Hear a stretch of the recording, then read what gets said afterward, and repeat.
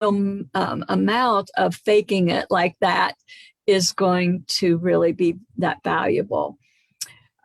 I guess that's how they encourage us not, but they, yeah, it's all about the feeling. It's all about finding that good feeling as best you can. And sometimes we can't exactly, we can't do it on some subjects, but just to try to feel around for a little better feeling than where you are on it, or pivot, look elsewhere, take your mind off of it if you can.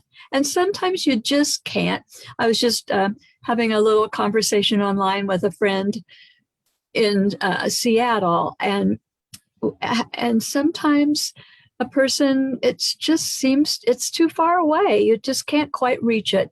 And in that case, Abraham says, take a nap, pet your cat, go just do anything, or just give up on it, trying to straighten that out for a day, maybe, and then go after it again tomorrow, and be easy on yourself, because sometimes some subjects really are challenging. But with baby steps of just when you notice if you can catch it early, you notice yourself starting to go down that road of those things that we all tell ourselves that don't serve us well, you can just kind of nip it in the bud early. What they say, once it gets a lot of momentum, that's when it's just can be really hard. But if you can just divert yourself early on, then you can start to really change those patterns. But it takes being aware of how you feel, noticing when you're starting to go downhill, and realizing what you've been thinking to make yourself go downhill, and then turning that around, softening it. Well, maybe it's not so bad, and this has worked out, and that's worked out. And okay, so what? I don't have a lot of money in the bank right now.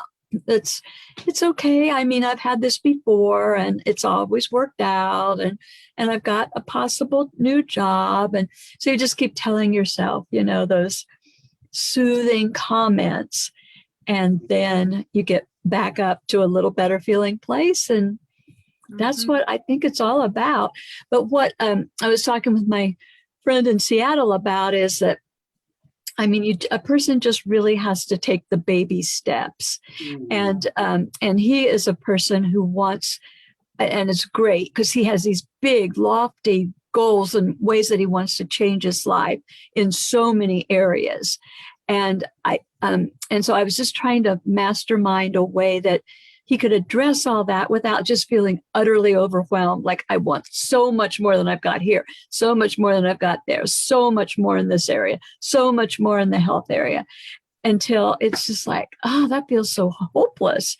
And so I was just trying to come up with some ideas but it all comes back to just those little steps consistently every day, finding those soothing thoughts, and that's what they build up. They build up if you are consistent with it. And if your ultimate goal is to feel good, making that so important. And I know, Rochelle, what you have shared, that you have struggled with some, and it's just about whether it's food or whatever, it's just whatever we're beating ourselves up with, just find a little better thought, a little better thought, a little better thought. I loved what you just said, Karen. Loved the three things. My takeaway, the pivot, sure, if it gets too overwhelming. I was also listening to you thinking, what if someone's in grief? What if they are in absolute grief, which really has no timetable as to when you release, if never maybe in entirety. So what do you do to move on? And when a person is in initial grief, I mean, there's stages. Even Kubler-Ross teaches us that. So I'm with you on what you just said on the fake it till you make it. It sounded like Greek to me. I never forgot that they kept using it. And then I was thinking, when I was studying acting, just a little, not that much, unfortunately, and very late in life, they have several ways of approaching how you get into character, which of course means transforming yourself. Some do it, there's organic, but even for myself, I had to always have the outside be transformed, meaning costume, etc., etc. When I would look at that, that was a starting point. Then I could go inside and do it. So I couldn't just like snap my finger and I mean, I can do that acting, but it wasn't good enough. Sometimes there's different aids. But what that have nothing to do with what you were talking about, but it's just interesting. Outside in, inside out.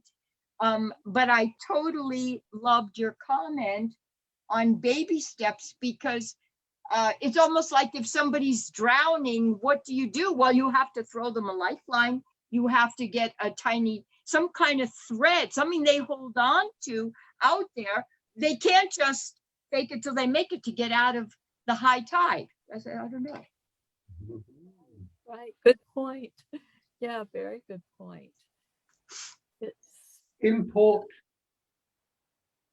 I'm on the wrong PC to go through all the processes.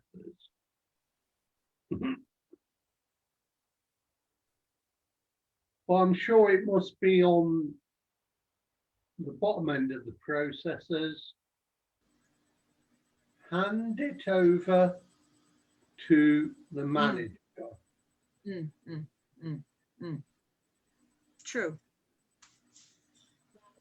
is really big.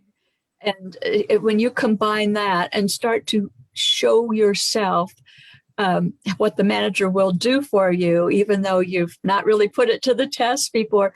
What I came up with, by the way, with this friend in Seattle that we were just chatting on Messenger a little bit ago, I thought, well, why not take, because I'm always about writing. I love to write stuff out.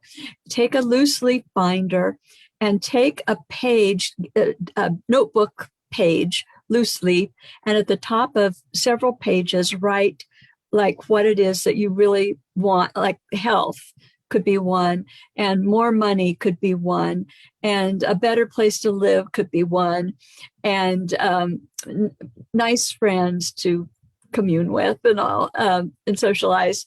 Things like that are typical of what people want in life. And just take those big goals and those big sections. And then what I was saying to my friend, and I don't know if he'll do it, but then every day, once a day, and don't overwork it, just go through your notebook, and with each of those sections, just envision for a few moments how you want that to turn out. Say, like in your case, Jonathan, if it could, you might have Mexico as one of your topics, and then you would just briefly envision yourself being there, which I know you've done a lot of that, and envision what that might feel like, and get all those good feels. And then you would just go through your notebook, however many pages. And then, and this is where it can get really exciting. Then you start to write down on each of those pages how things have opened up there for you. Hey, good to see you, my dear Diane. Welcome. Thank you. Hi. Hi, I was hoping we might see you. We always are. Aw. I won't apologize. I'm stealing from Abraham. Anybody says hi, we are. Good response. Well, Diane, I want you to meet Rochelle. And Rochelle, I want you to meet Diane, because Rochelle has been on 3 times with us, and she's just soaking up Abraham like nobody's business. And so anyhow, I want you guys to meet each other. Thank you, Karen. Hi, Diane. I'm trying to find you. Oh, I can't see you. I'll have to come on video. I usually stay off video, but I listen and probably locute more than necessary, but I jump in a lot. But I could do it a drop maybe. I'm very shy. I don't always go on video. You don't have to, my dear. You do what feels good to you. And by the way, Rochelle is a poet. She wrote me the funniest poem this week. It was absolutely out of this world. And she's written another poem that I'm familiar with that she sent me a while back. And Rochelle, you have quite a sense of humor, my dear. I just want to commend you for that. Thank you. Thank you. Again, Diane, I said I interrupt. I've got to watch it. Jonathan, Franny Sheridan put a post up once out of the blue, you know, usually very sometimes shocking, not on masturbation. So I believe what Karen's talking about was my earlier poem on masturbation, which I saved in my phone. And perhaps I could let people know, because, you know, Diane, I don't have a clue on if that word has a harsh feeling to you or not, but I will tell you, years ago, they messed children up on this idea. So I made a little poem as soon as Franny posted on it. Yeah. That's right. That's right. That is. I could break into a little ditty about that. But I think I won't. For me, there's absolutely nothing you can talk about that bothers me. Diane's very open-minded. I'm pretty open. I've been a lot of places and dealt with a lot of triggers, and pretty open about everything. Good. Yeah. I'm not judging. I'm just saying I tend to be a very radical liberal person in college, and it never left me. Yeah. I didn't go to college, so that solves that problem. Yeah. Well, I shut up and went because it was just my father decided who was and who wasn't in my family, and he just said, "Well, you're college material. That's it." I don't know what he thought, because I didn't get to study any of the arts or anything. So, and then he said the baby boom is over, so you can't even be a teacher. I didn't know what the heck to do. I picked sociology, fell in love with it. But my brother, who he said is not college material, is the PhD of the family who decided. And what he said to my father just told me this year, that his rationale, he said, Kenny told me that his friends are all going, so he wants to go. And guess what, Diane and Karen and Jonathan? That won my father over enough that he decided to help him financially with it, because he was a CD student, literally in high school. And but he had a lot of friends. This is very interesting, Karen. He knew, he didn't hide. He knew how to make friends. He went through his marijuana phase, moved out. So we're talking about someone who had a lot of social skills. So that's just a little comment on college. I don't know how I got off topic, Karen, but Diane on that, but on college. So you can be just so well educated without ever going into the sacred halls of college, Ivy League or other. Yeah, So that's really true. Rochelle, where do you live? I'm in North Vancouver, Canada. Florida, not far from Franny Sheridan, in West Palm Beach, Delray Beach specific. Very cool. Okay. Except we're up on COVID right now. We our governor's been a little, not that we talk politics, but I'm just sharing. They've been a little sloppy on it, and the younger kids are getting it. So that, yes, Florida's fantastic, and it's great in winter. And I hope that we go in a little different direction. And that's all I want to say on that, because yeah. Well, I want you guys to meet Ramona, who just joined us from Georgia, I think, but she also lives in Florida part of the time. And it's so good to see you, Ramona. Ramona, big hug, girlfriend. Hi. Hi, girl. How's it going? Good. We've got Diane, whom you probably don't know, Jonathan, who you do know, and Rochelle, who is in down West Palm Beach, who we are getting to know.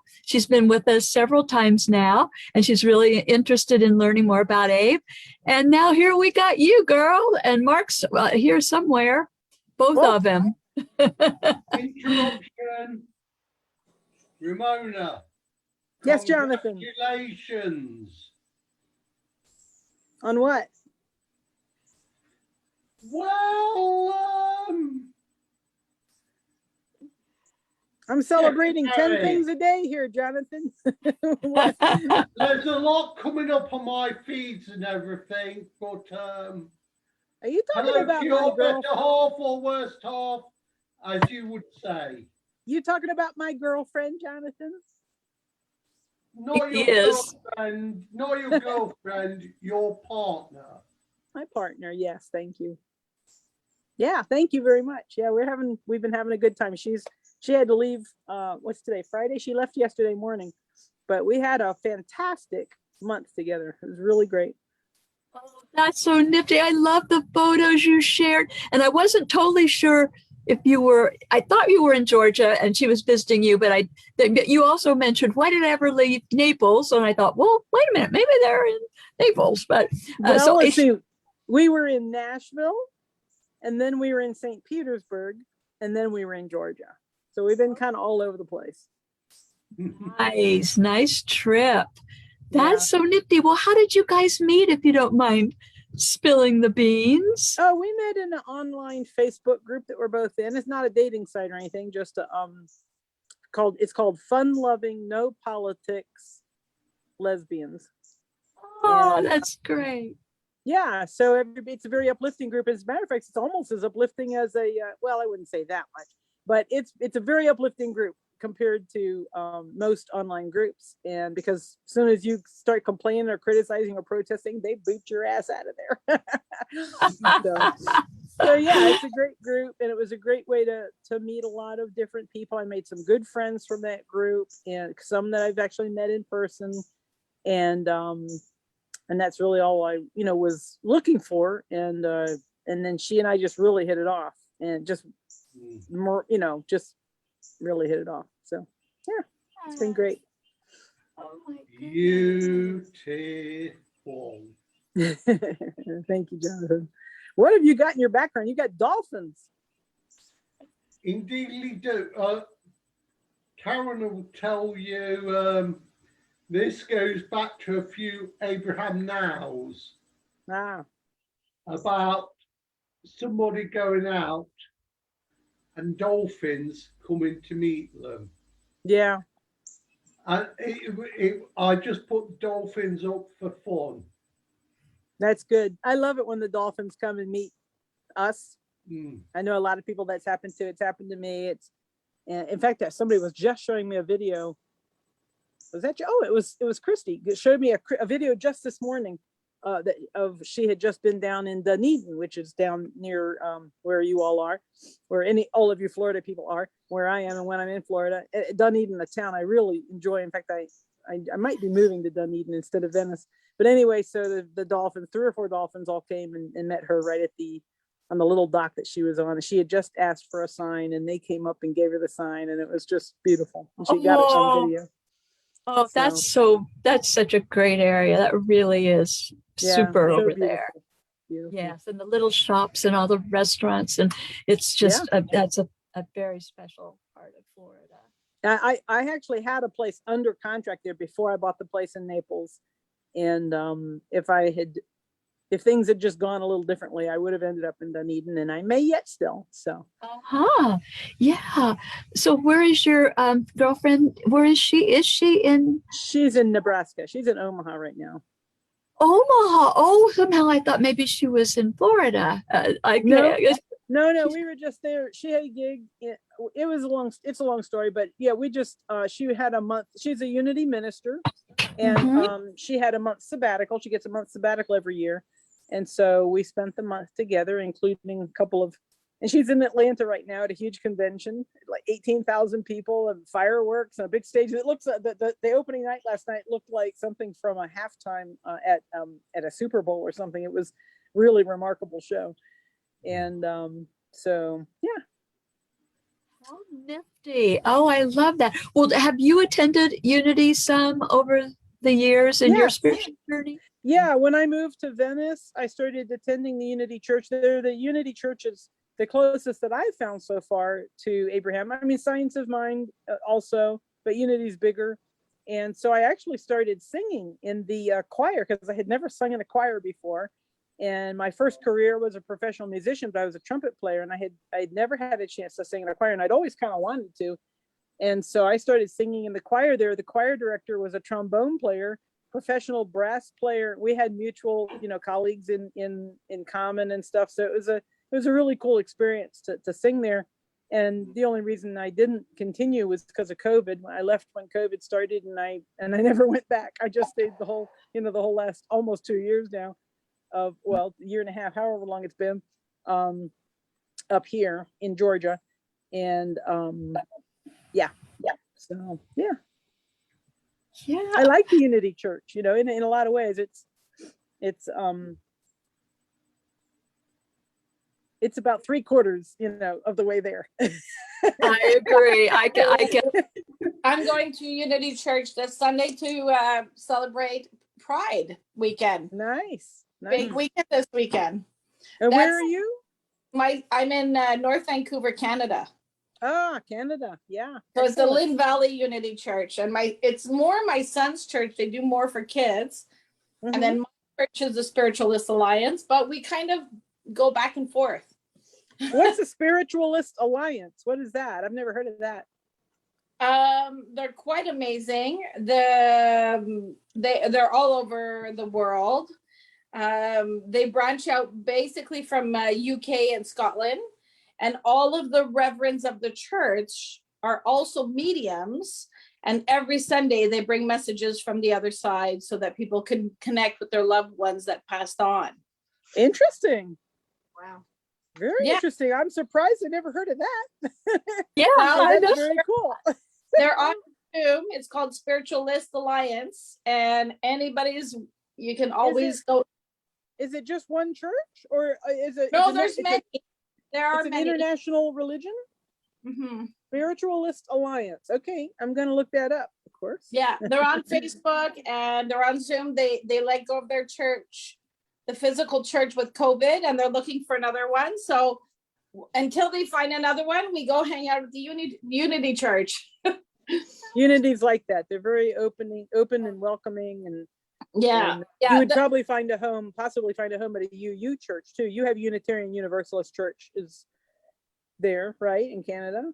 Because they're not. It's not the same at all, but they're also very welcoming and open, and probably would give you a home if you were looking. They're all getting pretty open, and absolutely. Yeah. And so it's gonna be fun. Yeah, the Spiritualist Church hasn't found a new home yet, but they're trying to make it work on Zoom. Yeah. Well, when you're ready, it'll appear. It'll be. Oh yeah. All falls into place eventually. Can I just show you guys something? What I'm looking at? It was like right in my face a few minutes ago, and now it looks like. Where's the thing? There it is. Ooh. Isn't that nice? Oh, it's gorgeous. Ramona, you give me another desktop. I've taken so many pictures of this view. I could make a coast to coast quilt out of all the pictures I've taken of the view. I never get tired of it, and it's always different. Isn't that gorgeous? Utterly gorgeous. I think our sun. Gorgeous. The sun is setting. Yeah, that's very, very lovely. So catch me up on how you all are doing. Karen, what's up in your life? Right now, Franny, we were talking about Franny Sheridan. Do you know Franny, she does a Facebook Live or Facebook Love? Yes, I know who you're talking about. I don't know her personally, but I know who you're talking about. She is so dynamic. Well, that's kind of how we know Rochelle, because Rochelle lives not too far from her in West Palm here in Florida. And so Franny has written a memoir, which is utterly astounding, what she experienced as a child and how she turned turn negativity into positive. And she, so it's going to be released in October.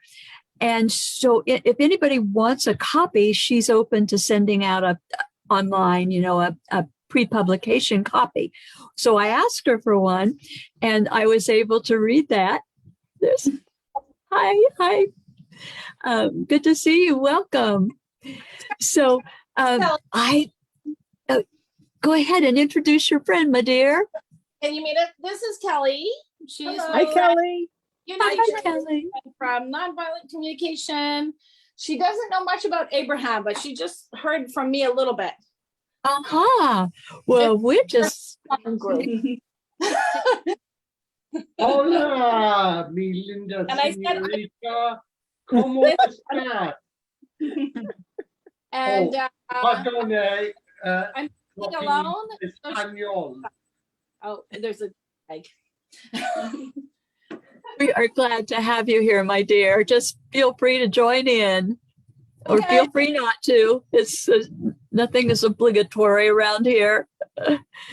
And so I was just sharing that.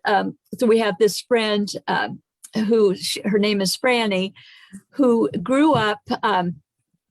She thought she was Catholic. She grew up in Ottawa, Canada, and she thought that her family was. They went to a Catholic church every Sunday, and then when she was about 9 years old, her dad revealed to her that actually they weren't exactly Catholic, they were Jewish.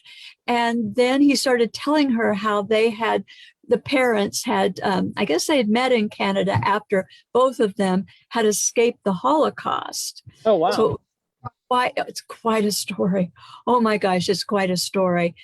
And so they have 7 children, and the dad is like an eye surgeon.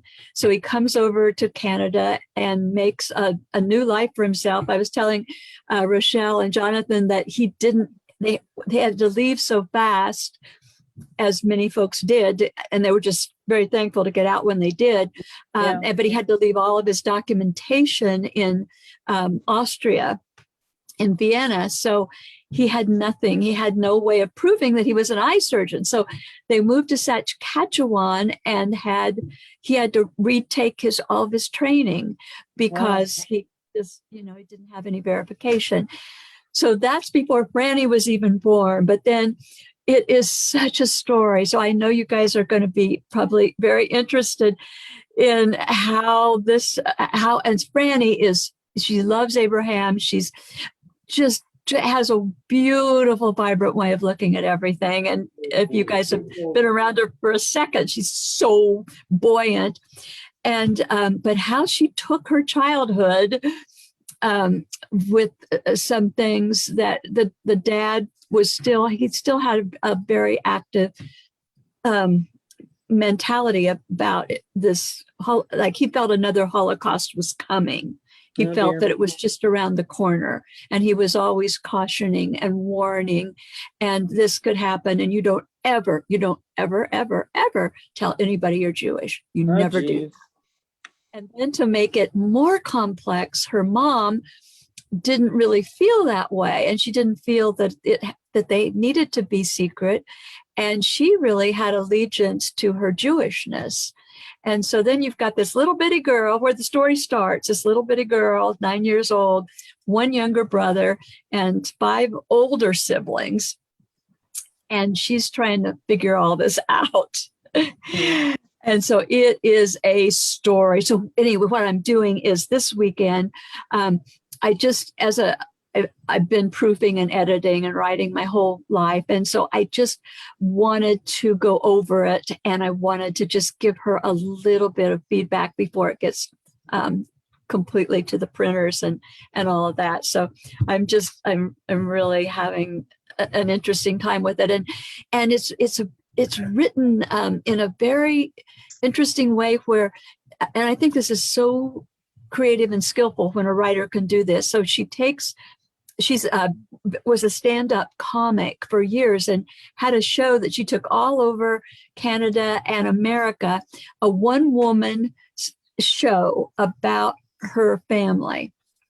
and coming to grips with her family. So she takes material from her actual life and then she juxtaposes it with what she's doing then many years later, which is nothing like her early life. And then she adds like some of her stand-up routine. So you've got these three kinds of things going on. And it really, it could be kind of a hodgepodge, but it really does work. I can't say enough about it. So it's called Confessions of a Jewish Shiksha. I'm not Shiksa, sure. yeah. Yes, that. Yeah. A Jewish Yes. shiksa. Interesting. Yeah. Right, It's- that right. Confessions of a Jewish Shiksa. Shiksa. It's a play, Jonathan, it's a play on the word shiksa is a word within the Jewish fold. Like when you say, oh, you want your son to marry a Jewish girl, if you will. So, oh, but she's a shiksa. Oh, she's a pretty blah, whatever. The term is a play on the word, but it's a real word. In other words, it's a non-Jew. So what she's playing on is that she had to grow up as that. So it is a comedy within a comedy, the title, using that. And if you go into how she goes into, I adopted about her partner, there is a lot more into it. I'm sorry, I'm not going to say any more. I'm shutting up. Well, okay then. So that's what I've been doing. And Diane and Rochelle and Jonathan, what have you guys been up to that we don't know about? Yeah, tell us the backstory. Tell us the dirt. Tell us what's not on Facebook. You're too funny. Karen, should I just do a 2-second, a little bit on like how I met Franny? Because I don't understand Jonathan getting quiet. So I want to make sure I didn't interfere. Yes, please share, because I want to know that too. How'd you two meet Okay. up? Thank you. Jonathan, please join us. I don't want to feel, okay. I've loved theater all my life. I always dreamed I wanted to be an actress and it was forbidden. So at the age of 55, I did. On my own, when I became a widow, I tried to take in theater because my husband was a hero in the Holocaust. My husband was 37 years older than me, in charge of 75 men artillery, family of 5, all decimated and annihilated in the Holocaust. Yeah. Mm. So I heard on the radio there was this show being held at the Y right next door, Boca Raton, and they called it the Waltensteins. And Karen, I've had trouble with this for a while. I keep trying to say the Wassersteins or whatever, because you're putting together the Waltons. This is what I think Franny did. I never asked. The Waltons on TV, which is this perfect, with Steins, because that's the end of a lot of Jewish names. They end with Stein. Somebody please tell me in between if my verbosity is a problem. I interject, I paragraph, I go all over the place. So I went to see it by myself. Avi Hoffman was directing it, who I had wanted to meet. And it was just Avi in the background directing, and Franny Sheridan was on the stage. And I must tell you, the only thing else on the stage was a wicker basket. The wicker basket must have been 3.5 feet high. Circumference, not even 2 feet. Okay, is everybody with me? So I'm listening to this one woman talk about her childhood really briefly, and at some point she talks about hiding, and I watch her jump into this basket. That alone was fantastic, because the audience is trying to understand, and she's gone, and it blew my mind. Now, I won't get into it. I won't talk too much, but my childhood involved hiding in the closet and hiding in the bathroom from being abused. So I saw this show. It resonated with me. Unbelievable. 10 years later, I see online Franny. And I'm thinking, is this the same woman? I always wanted to meet the actress who had done this show, who had written this show. I only knew Avi after, friends of my parents. My father does a big thing on Yiddish organization out in California. And oh my gosh, it's the same actress. And she lives in Florida. And oh my goodness. So I wrote her, we did a little bit of PMing, private messaging. And then she told me about her show. So I start to go on it and I see, oh my goodness, she's doing everything I love. She goes into all these different characters. She picks up different accents. And I want to, in some way, play with her and spar with her. So I actually did one day, right after I had 2 implants. My mouth is all blistered and bruised and black and blue. But I had to tell Franny how she blew me away. So Jonathan, that's my quick update on this amazing woman that is now on the Abraham Fund Network with her show called Facebook Love, for anybody who doesn't know Franny, and that's all. But she will tell you, she didn't meet me back then. She still hasn't met me in person. And she's amazing. And people love her because what she vibrates is this unconditional love. She does something which is very healthy and probably totally Abraham, for the little I know, which is engulf, break barriers and borders and understand. And I'm guessing, I don't know everybody's name, so I apologize. I'm guessing that the Universalists and Unity, etc., want to do the same, the innate goodness in everybody. And, totally, I think I want to stop now because I don't know how to connect that, Karen, with what she must have felt as a child, seeing the contrast between both parents and realizing the trauma in the world at large. What happens if you're of a persecuted minority, et cetera, Yeah. Oh, I'll tell you. Karen, may That's a I? beautiful summary. Go ahead, John. Franny is so aligned. She will see you from the source of unconditional love, no matter where you are. Yes. Franny invited me because I am unconditional love for her Facebook Love Bomb. Not love, I've got to say it, not Love Bomb, Love Bomb. And, I don't know how I came to know Franny, but there is a link. We are complete. Well, she is, as you talk about that love connection, Jonathan, and she is just such a high vibing, joyful, and beyond that, example of somebody who can let their zaniness out and let their uniqueness out and just kick up her heels and just be as silly as, as we who've watched her.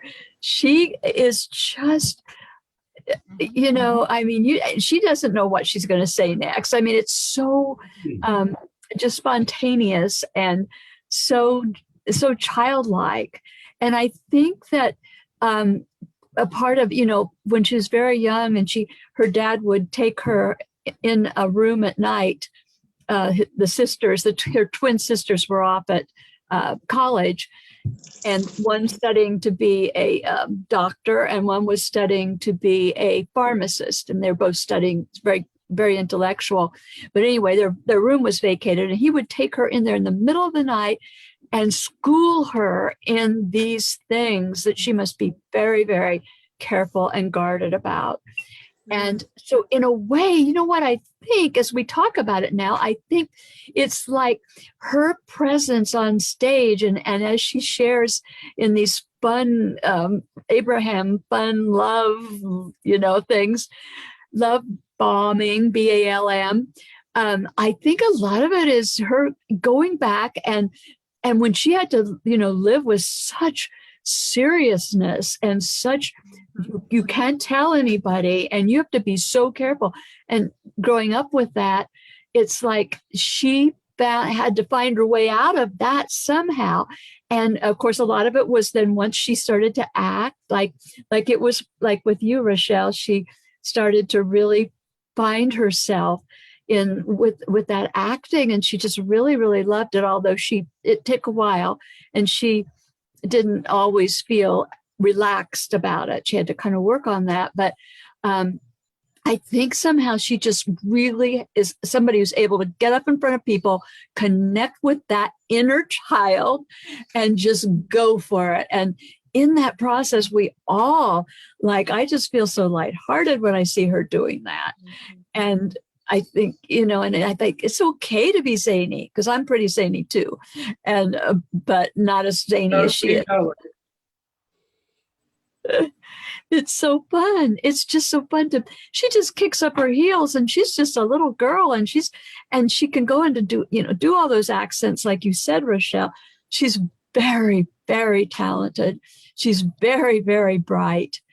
And it's as if she took something very difficult and just turned it 180 and just made it a way for her to see everything differently, as far as instead of as a sinister world where things are going to get you eventually and come out after you. She just realized that was no way to live. And she just, turned away from it, even after living with her dad in Vienna.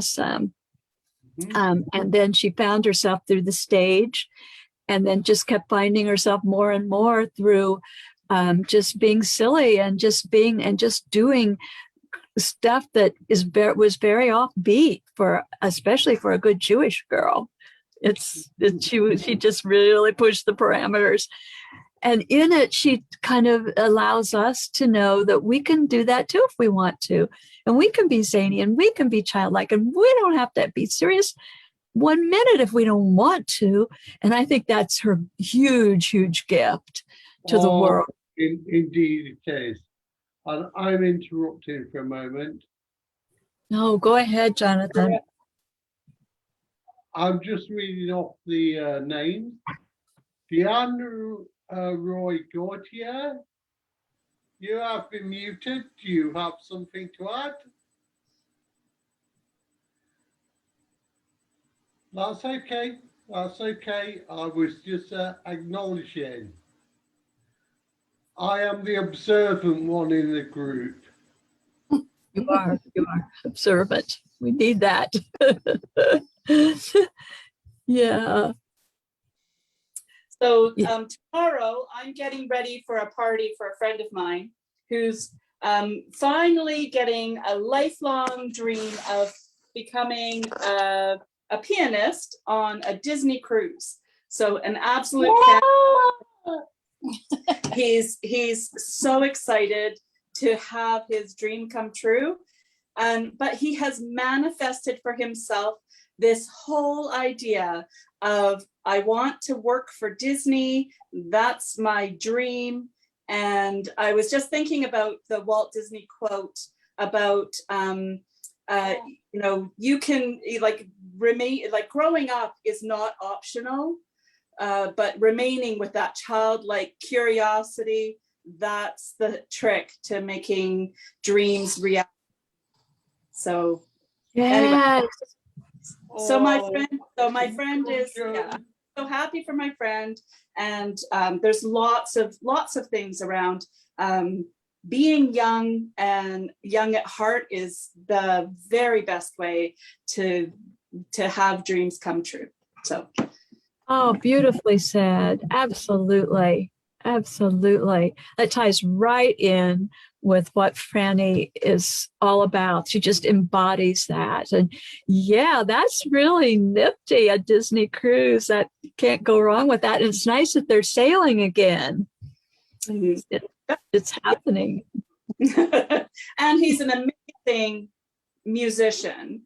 And it means that I lose him in my life as a musician, because we go to all his gigs, and he's so creative. He does some amazing things in theater locally and at my church, and yeah, so 10 years of knowing that lad. He started when he wasn't even 20 years old. Wow. And now he's growing up and going off and fulfilling that dream. Oh, that's precious. And you're going to have a party for him, sort of a going away party? Yeah. Nice. So we're putting up Walt Disney quotes all around the room. So that's where that came in. So if anybody goes to a Disney party and you're in North Vancouver tomorrow night, you can come to the Unity. Well, so he won't actually be in Disney. He'll be on the Disney cruise, right? He's not doing anything at Disney. Yeah. Cool. That childlike wonder. That childlike wonder that's so prominent there. Him actually being at Disneyland in California, because they once you work for Disney, they hire within reasonably. So that's his ultimate dream. But this is like the first step into having it become reality. That's great. Yeah, that is. Well, he is talented. If he's going to work for them on the cruise, that takes well, do you think he'll play? Like, do they tell him what he needs to play? Does he need to play all the Disney songs, or does he just kind of improvise? Or he has an amazing repertoire, and he is an amazing improvising pianist as well. So those are both. So he has all the tunes for Disney down, and he improvises. So he does a trick where he asks for the most obscure Disney tunes you can think of. And then he makes them in, like he'll make a medley of whatever he hears from the crowd. And he'll just transition effortlessly from one to the other. He's such a skill. That talented. Oh my goodness, that is something, isn't that? That is. Does he come from a family of musicians, or is that kind of new? I would say yes and no. So he's always been into music theater, and he's always loved Disney. So those two things are true. And he has. He went through a jazz study program at our local university, and worked with an improvising comedy troupe that specialized in musical improvised comedy. A group called Ad Libretto, and they were amazing. They would just be doing comedy and all of a sudden break out into a song, and it would be 100% completely made up in the moment. And that it was fantastic, absolutely fantastic. And so he was a part of that group for many. Nice. And then with your church as well, then was he like the? He was our Sunday worship musician as well. Yeah, and also improvising there. So yeah. Oh, it's so great to have a really good pianist in a service like that. And when you do your meditation, and they're just playing this beautiful music, and then you might sing a hymn, and they're playing that, and all of it. That too, all of that. And it will be really hard to replace him. And Sunday is his last Sunday in our building. So that's very sad. But happy at But the same we're time. so excited for Yeah. him to be moving on to, like, how could you not let somebody move on and fulfill their dream? Like, Yes, absolutely. And somebody will come along to fill, to that place in your church, and there'll be somebody that will step up. we have had several amazing pianists come and fill in over the years, and we've kind of got them lined up for the next few months. And Mhm. maybe one of them will come and be with us. We'll see. Yes, absolutely. I am. Give me any Disney song, I will attempt to carry it. Serious. You're going to try and carry the tune? Is that what you said? Tune, pitch. Uh, I will give a go. Ethan's learning Hakuna Matata on the guitar right now. Well, there you go, Jonathan. How about that one? You hit me big time with Hakuna Matata from The Lion King. well, how about the Circle of Life? Same story, better Yeah. notes. Yeah, that's I true. want to hear, Jonathan, I want to hear the tune of Kuna Matata with the subject matter of spinach. Go.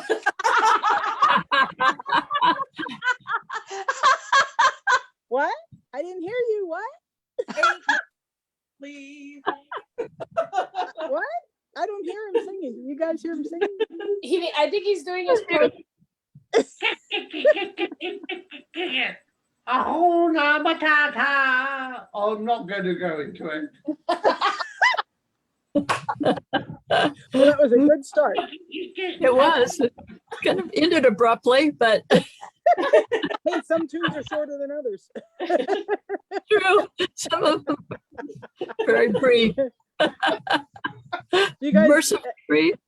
do you guys ever watch that show, Whose Line Is It Anyway? And Yes. Wayne Brady- Oh, and Yes. they tell Oh, Wayne yes. Brady a musical style and a subject matter, and he makes up words, lyrics on the spot, and he's a genius at it. And it's just that's quite a skill. It is indeed. It is. I haven't seen it for years, but I love that show. Yeah. And that's what our group Ad Libretto was the name of the group did at our church at a show that we did once a week Wow, for 7 years. that sounds what- really great. So, well, I mean, there were some times where they would be acting out. My favorite thing was what they called sounds like a song. And it was, you would be talking and all of a sudden somebody in the crowd would yell, sounds like a song. It's like, I went upstairs to take a bath. Sounds like a song. And then they would break out into a song about going upstairs to get in the bath. That's great. That's really That's great. fun. Oh. pulling myself in.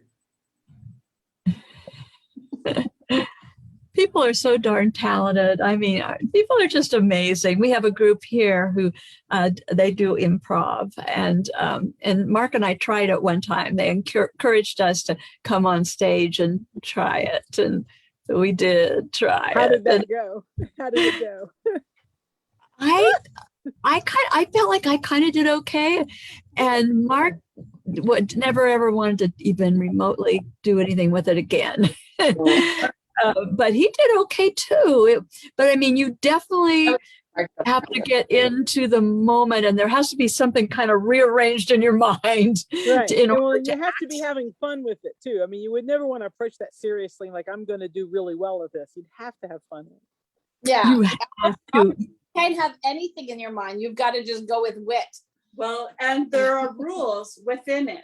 That's the thing that I learned over the years, was that improv isn't about choices. It's about saying yes. That's right. That's right. right. And how you say yes is where the comedy lies. Yeah, that's That's beautiful. a good insight.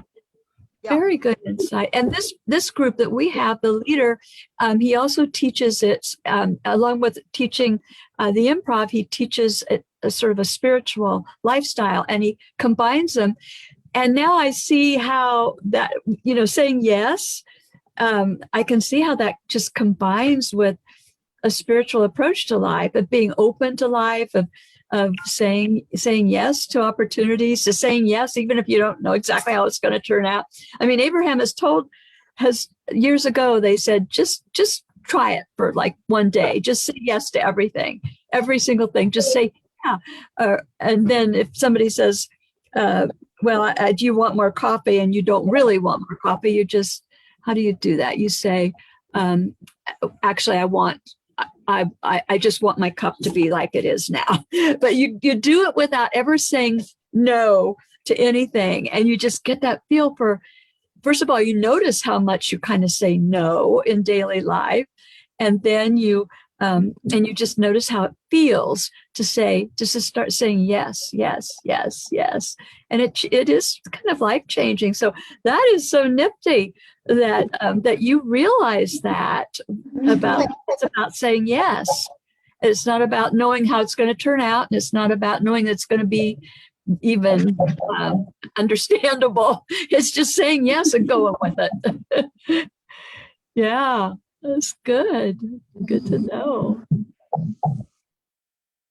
I remember one time we did a improv workshop, and in that workshop there were about 25 people, and we walked around the room, half of us going one way in a circle, half of us going in the other direction.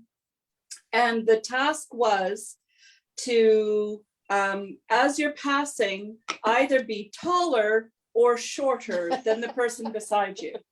So there were people you were constantly having to pay attention and respond to what is in the room, and constantly pay attention and respond. And it was fascinating.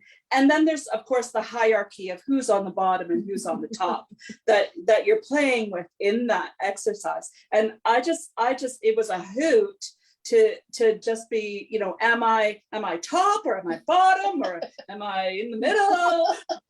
What am I doing here? And then, of course, there was somebody who was like 6'4" in the group, and I'm 5'1". And even though we tried to be tall and short, it was. It sounds hilarious. It does sound very funny. I am holding back. Oh, say yes, Jonathan. Don't hold back. Just That's right. This is about saying yes. Back to Disney with "Let It Go, Let It Go." Right. Right.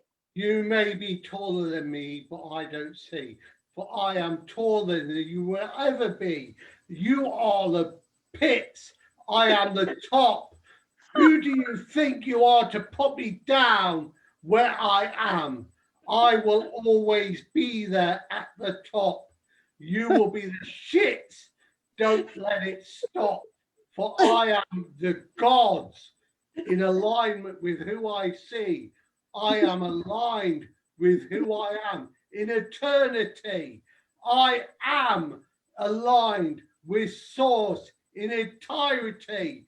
You may try to put me down, but you will never see. For I am God, aligned with Source. So piss off now and reduce your course. Mm-hmm. So then there's that. All complete. That's like a King of the Mountain speech. There you go. There you go.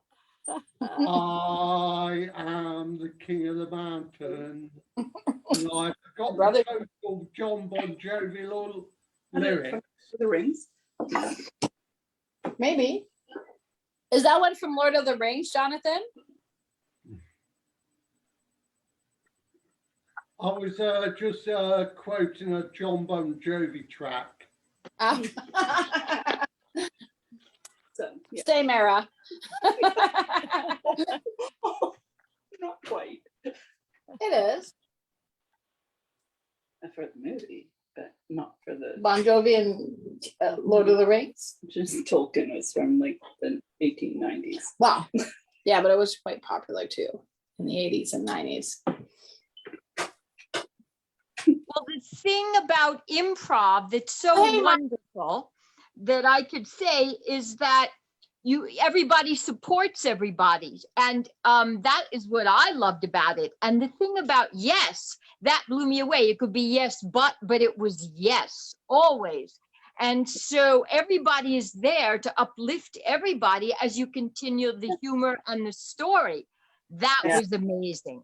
Yeah, but it's yes, it's not yes, but, because that diminishes the other. It's yes and. Gotcha. Okay. Okay. Yes, and But it was I always agree yes. with it. It was always yes. Yeah. Always yes. Mm. Well, Rochelle, do you do any improv these days? I mean, do you go to workshops? I did a tiny bit with Kathleen Kenny, who teaches for Bob Carter, Actors Workshop and Repertory Company in West Palm. And I absolutely loved her because my experience with Bob, who studied in New York, which was, he has a serious background, was that Kathleen was so accepting. And for me to do improv was a little bit hard, and certain things I did well. The monologue came easy. I had to do a monologue one time where you could do anything about Halloween. Oh, sure. Anything about Halloween. And so I picked the subject of sugar. And because I tend to be somewhat of a health freak, I took Halloween and turned it on its head, said all the terrible things about it, and the people loved the monologue. But Kathleen was amazing. And yes, I did some stuff with her. Mostly I was into very serious theater because I don't know, I tend to have so much on my chest, which gets me back to another comment I wanted to say, Karen, regarding Franny. When you were talking, she literally, when we spoke privately, said, Rochelle, there comes a time that I leave it alone. In other words, she loved doing her comedy. She loved doing her one-woman show. But she said to me that at some point she wanted to stop it because it got toxic for her to keep doing it and bringing open the wound. Yes. She does mention that in the book as well, Rochelle.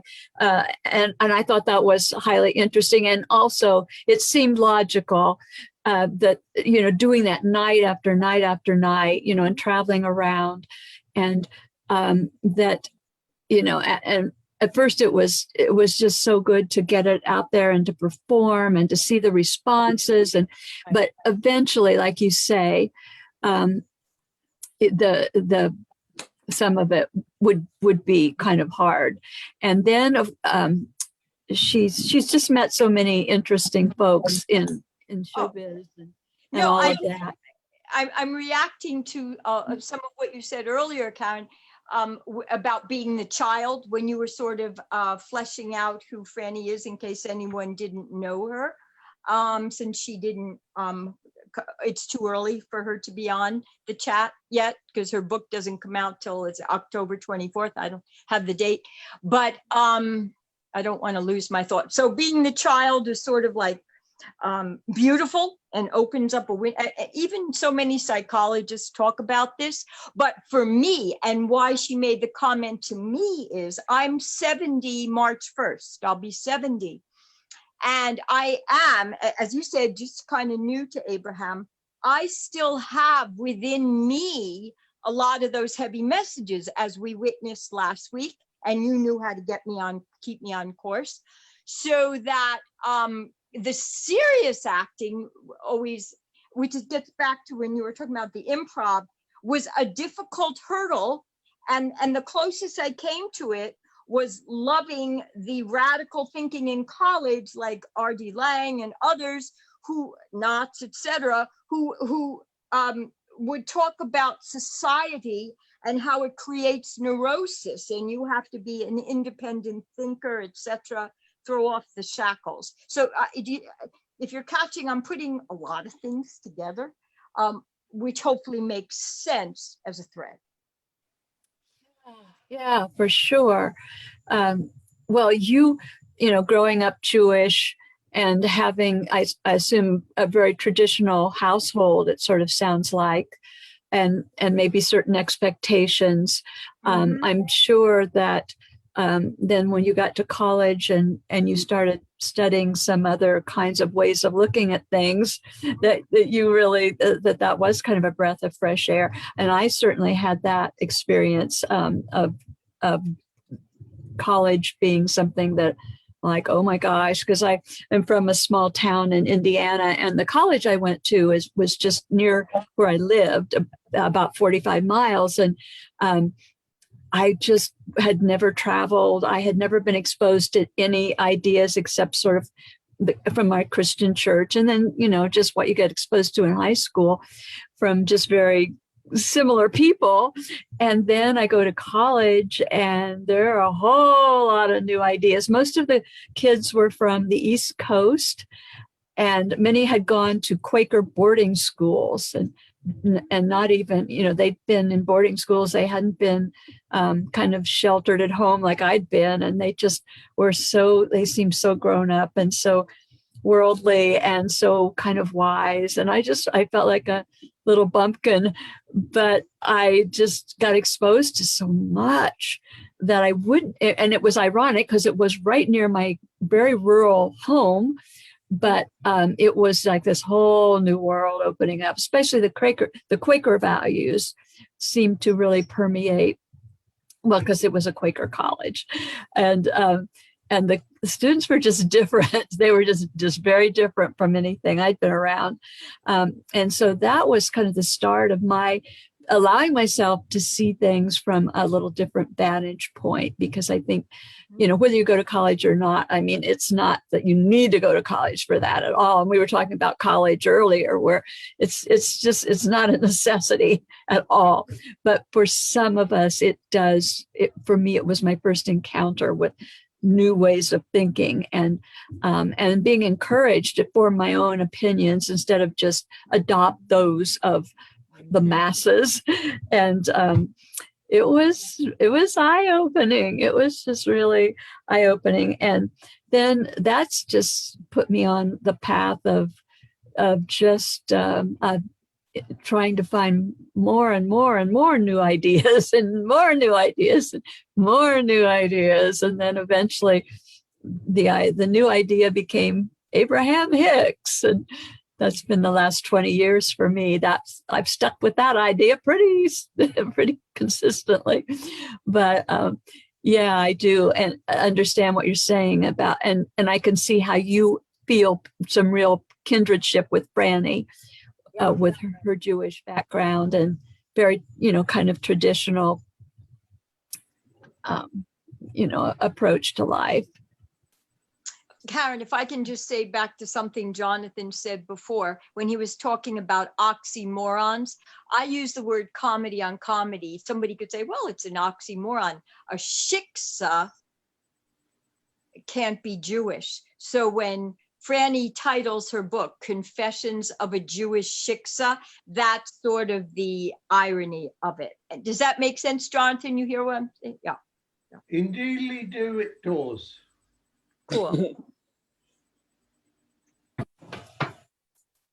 Now we don't see the light anymore. Now I don't see the light. I don't know the names, but when you were showing that beautiful panorama view, it's so different now on the screen to see it without the light. Beautiful. Yeah. It's a thing with me, and I will collect oxymorons. You know, I won't say anything. I will not say any more. But I collect oxymorons. Smart jock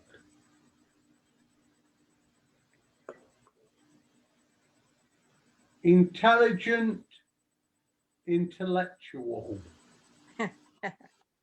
Yeah, yeah. Mm. But from the recent Abraham Now,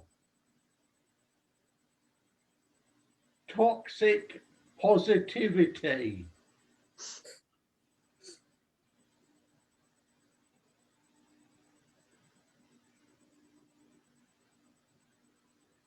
Decided is not, that does not go together, and that cannot, so that can't even, that doesn't make sense as an oxymoron for us. But you know what they mean, right? Somebody who is offended by somebody else's positivity, all it means is that they're not on the same vibration. Like, you are annoying the hell out of me with your positivity. Go away. Okay, bye. Exactly. Oh, and along with that, so Abraham said, well, even Esther sometimes will get annoyed by somebody saying something, reminding her, and she will say, don't Abraham me. Have you ever heard that before? I've never heard anybody say, don't Abraham me, but she has actually said, don't Abraham me, to somebody. Yeah. So I thought that's a good one to remember. Sometimes Mark and I might kind of use that as when we're trying to remind each other, and we might be saying that in the future. But yeah, and it's just not, when they're on that disc, you don't want to go down to that disc and try to explain to them what it's all about. Just scroll on by, as you always are saying. Just scroll on by. Exactly. Oh, just scroll on by. Do, do, do, do.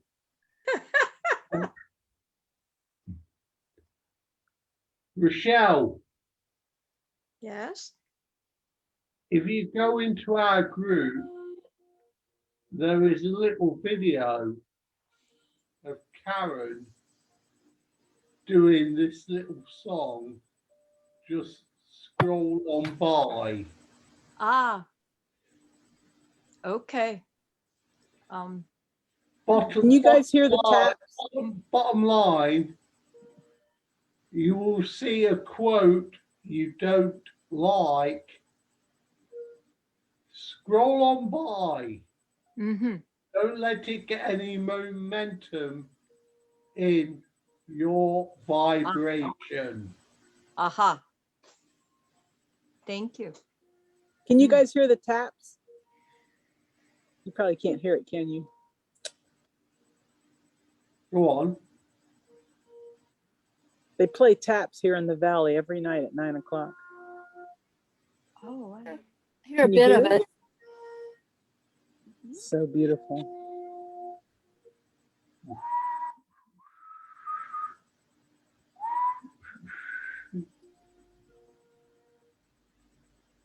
That's very nice. Oh, bless.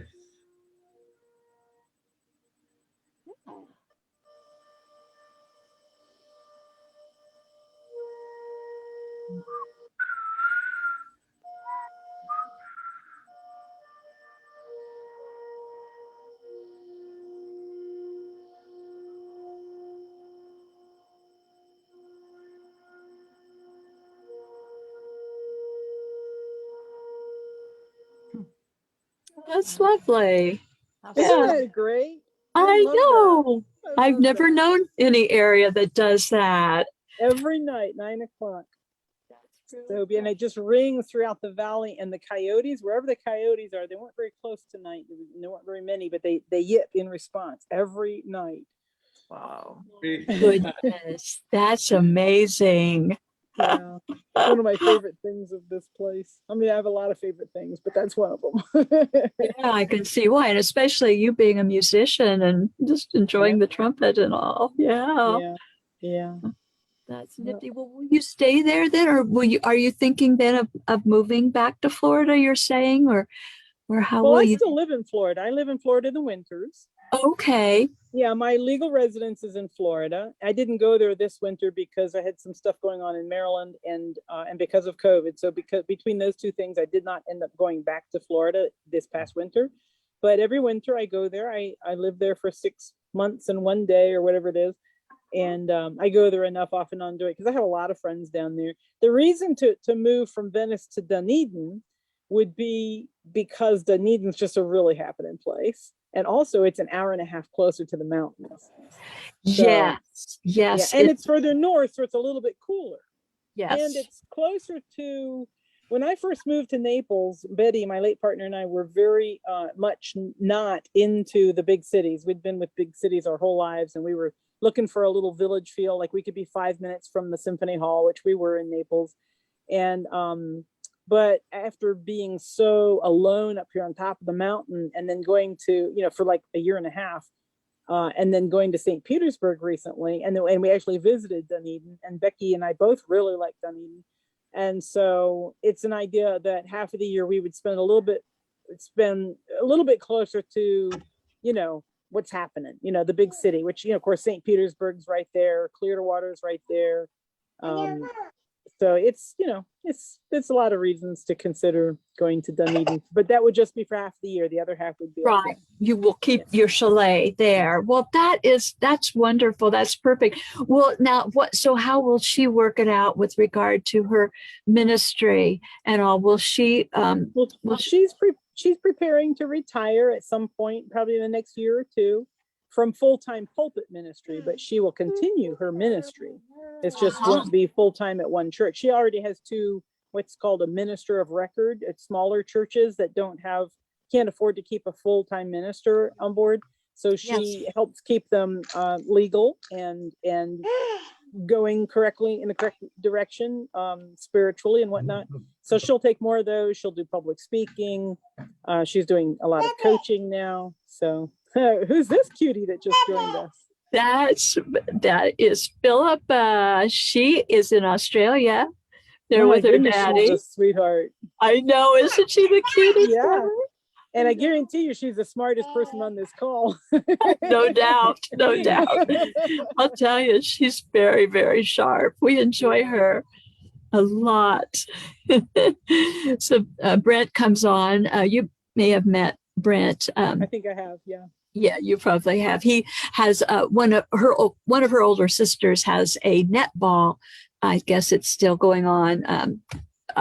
Game at at this time of day, and so Brent goes to that, and then he comes and joins us often. Nice. We hope every time. Usually it works out, and so yeah, that's the situation there. Cool. Well, this has been fun. I need to run. It's been really great connecting with you all. Thank you so much. This came across my feed, and I was like, oh, I gotta go. So I'm really glad I did.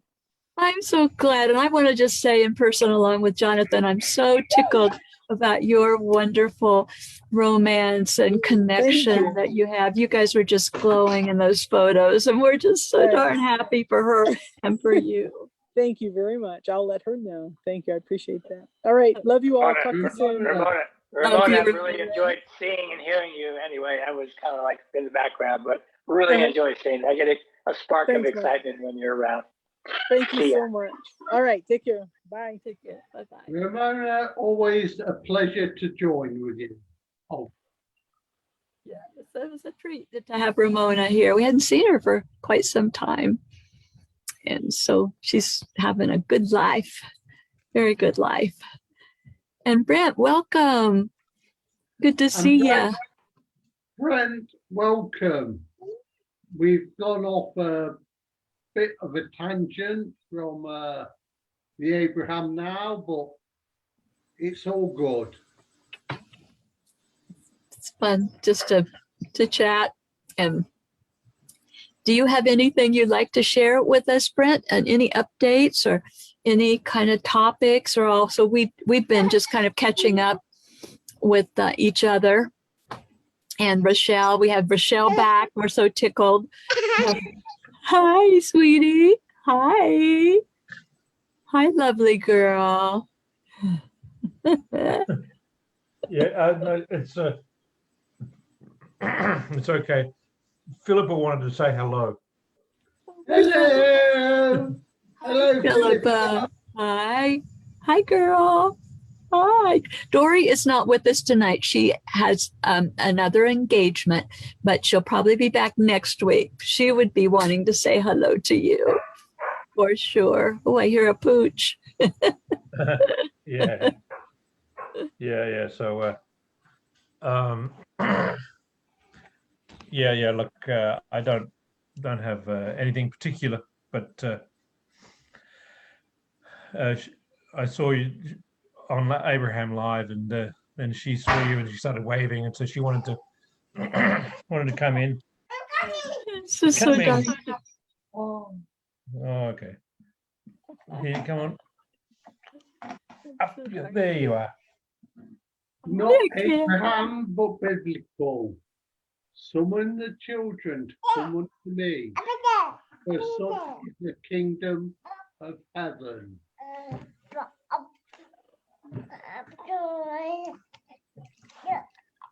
Here. I have a few things that I made some notes when we listened to Abe this week, and maybe I could mention a few of these, and if they, spark anything, that would be great. And if they don't, that would be great too. and we're happy to have Kelly with us. She's new to Abraham. They're with Diane. And so anyway, I thought I'd read a few of these. So on the one I was listening to last night, somebody, the hot seater, asked, is having a deadline, is that lackful? Because they thought Abraham had said, if you are operating under a deadline, then you are thinking that there's not enough time, and that is lackful. And Abraham said, well, it can be. And it's just like so many things. If you are approaching it from the lower half of the scale, and you are like, okay, I got to get this done, and I've got this deadline, and and if I'm not done, it's not going to work out, and and you're all under stress, well, then that's lackful. But Abraham says having a deadline doesn't have to be lackful, because just like, okay, well, I need to be at the airport at to take my trip, or I need to be at work at and they said, if you come at it from the upper part of the scale feeling good, then a deadline isn't a bad thing. It doesn't have to be stressful. So they just keep hitting this home over and over, that how you look at things. If you're feeling good and you look at them from that perspective, then they're going to look entirely different than the way they look if you look at them from the lower part of the scale, feeling upset, aggravated, worried, resentful, or anything like that. And then let's see, there's something else. Somebody said Abraham is passing into non-physical at an early age, predetermined. And Abraham says nothing is predetermined. Nothing ever is predetermined. Wow. And so then somebody said, do certain illnesses match certain points on the emotional scale? This person had itchy skin and rheumatoid arthritis. And so Abraham said, and they started looking at the scale, and they said, that's from about 10 to 15 on the scale. So that's definitely the lower half of the scale. And then they just remind us that all physical ailments they're emotionally caused. I mean, they're mentally caused. It's how we've been thinking. And then we know how we've been thinking by how we're feeling emotionally. Let's see. Oh, this was good. So somebody said, a few friends left me, and I'm okay with it. But I've set intentions for new ethical friends, supportive friends, and loving friends. And Abraham said, well, you are actually, it's sort of a vibrational accusation that you're making. Basically, of course, they can read their vibration, but they were saying, this person was saying, I'm really tired of not having supporting, ethical, loving people around me. And Abraham, yeah, isn't that good? And I mean, that's how a lot of people feel, but that's not a good platform to manifest those people, because you're looking at what you're lacking and you're not looking at so much entirely at what you want. And so they were just reminding that if you keep focused on what you want, the people, you will draw that out of the people around you, and you won't necessarily have to make a big shift in people. You will draw that out, and you don't have to think, oh gosh, these people aren't meeting my needs and I need a different group of people. You won't necessarily have to do that, because you will draw that out of the friends that you already have, most likely. But it just takes consistently appreciating the people around you instead of noticing what you don't like about them. And that's where it gets challenging for a lot of people, because we just get in these habits of, well, I don't like that about them, and I don't like that. And so let's see if there's a few more here. So somebody said, I'm in a relationship with one that I really, really love, but we have lots and lots of ups and downs, emotional roller coasters. Just sometimes we really love being together, and sometimes we really don't love being together. What can I do about it? And so Abraham says, the reason for that is because you're calibrating, which means matching up with, which means focusing on each other.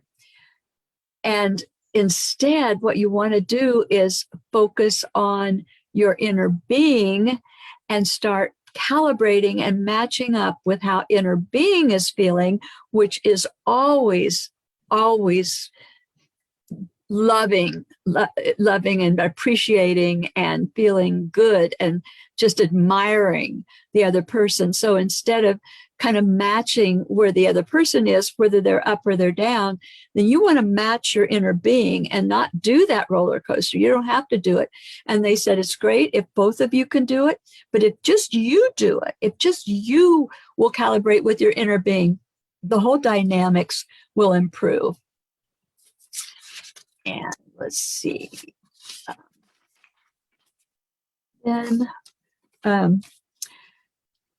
So somebody said, and this is often a question that they say, it just gets asked all the time, that people write into Abraham.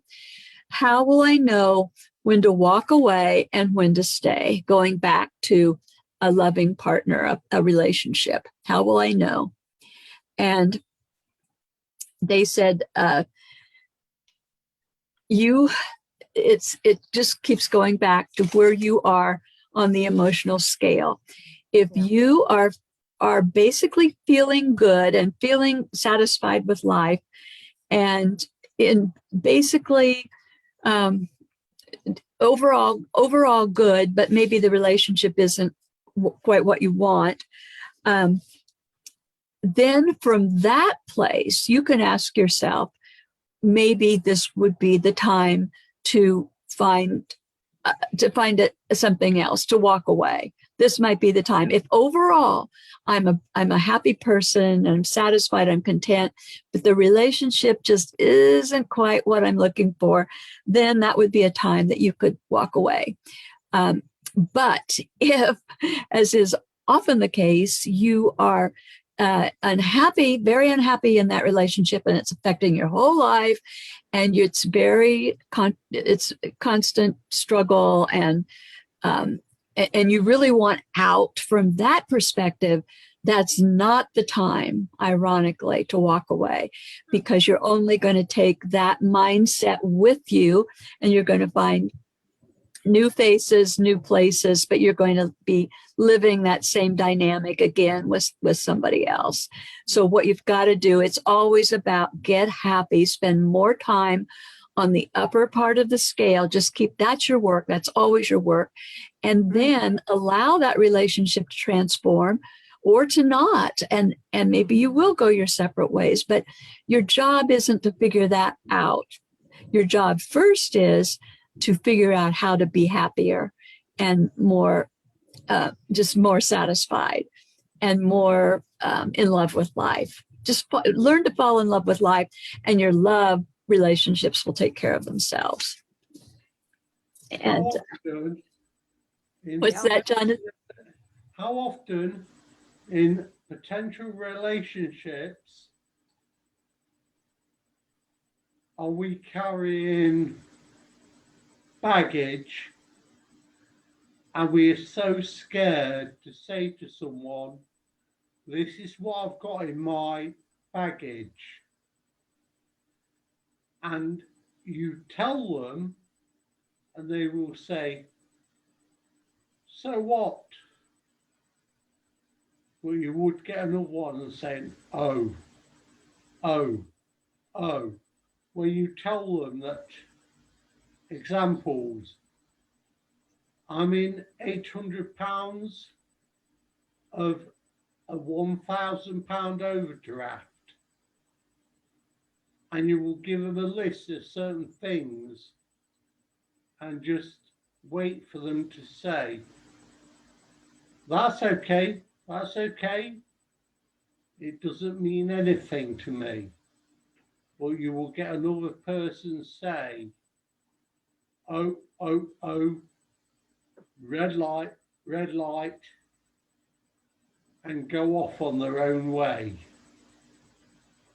Yes, I've been talking to someone online, nothing else said. Hey, good for you, kiddo. But you're right. I mean, and that's, yeah, I mean, all those kinds of dynamics play into it. And it's just really about, you know, having that relationship with your inner self, your inner being.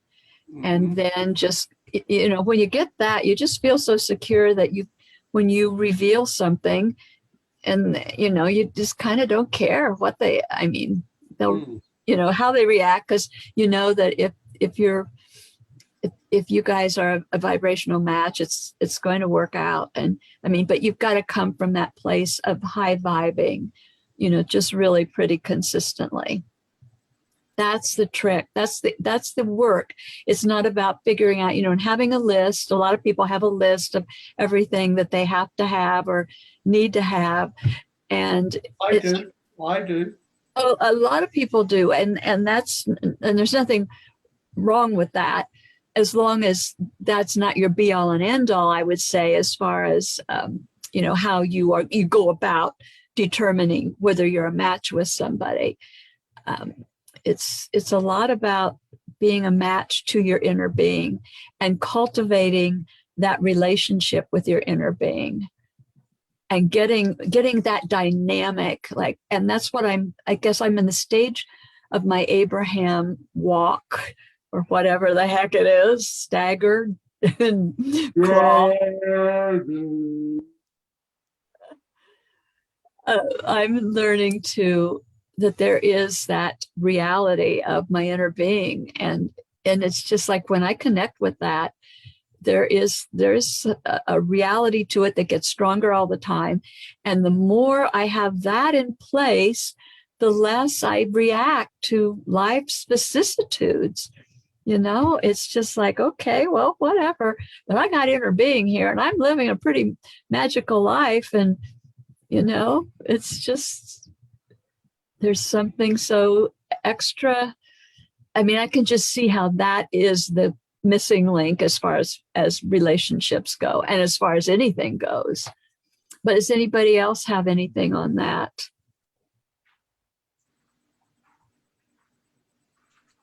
Yeah, you make Diane, Kelly, anyway, I'm enjoying watching Diane and Kelly. I know, they're so cute. And they probably have us muted because it's like we're in school and they're on vacation. Yeah. They're family. You know, we're setting up the plot and we're setting up the whatever the scene in the movie. I guess for sure you got me thinking about movies and things. But Diane, can you hear us? Can you hear? Okay. I was just saying that it's been a lot of fun watching the two of you because you know here we are having this these conversations about what? It's about how to be happy, how to smile, how to have fun, how to be joyful. And you guys just there. I'm not even sure what anybody was saying lately because I'm just watching you two guys and it's making me laugh and feel fun and feel fun.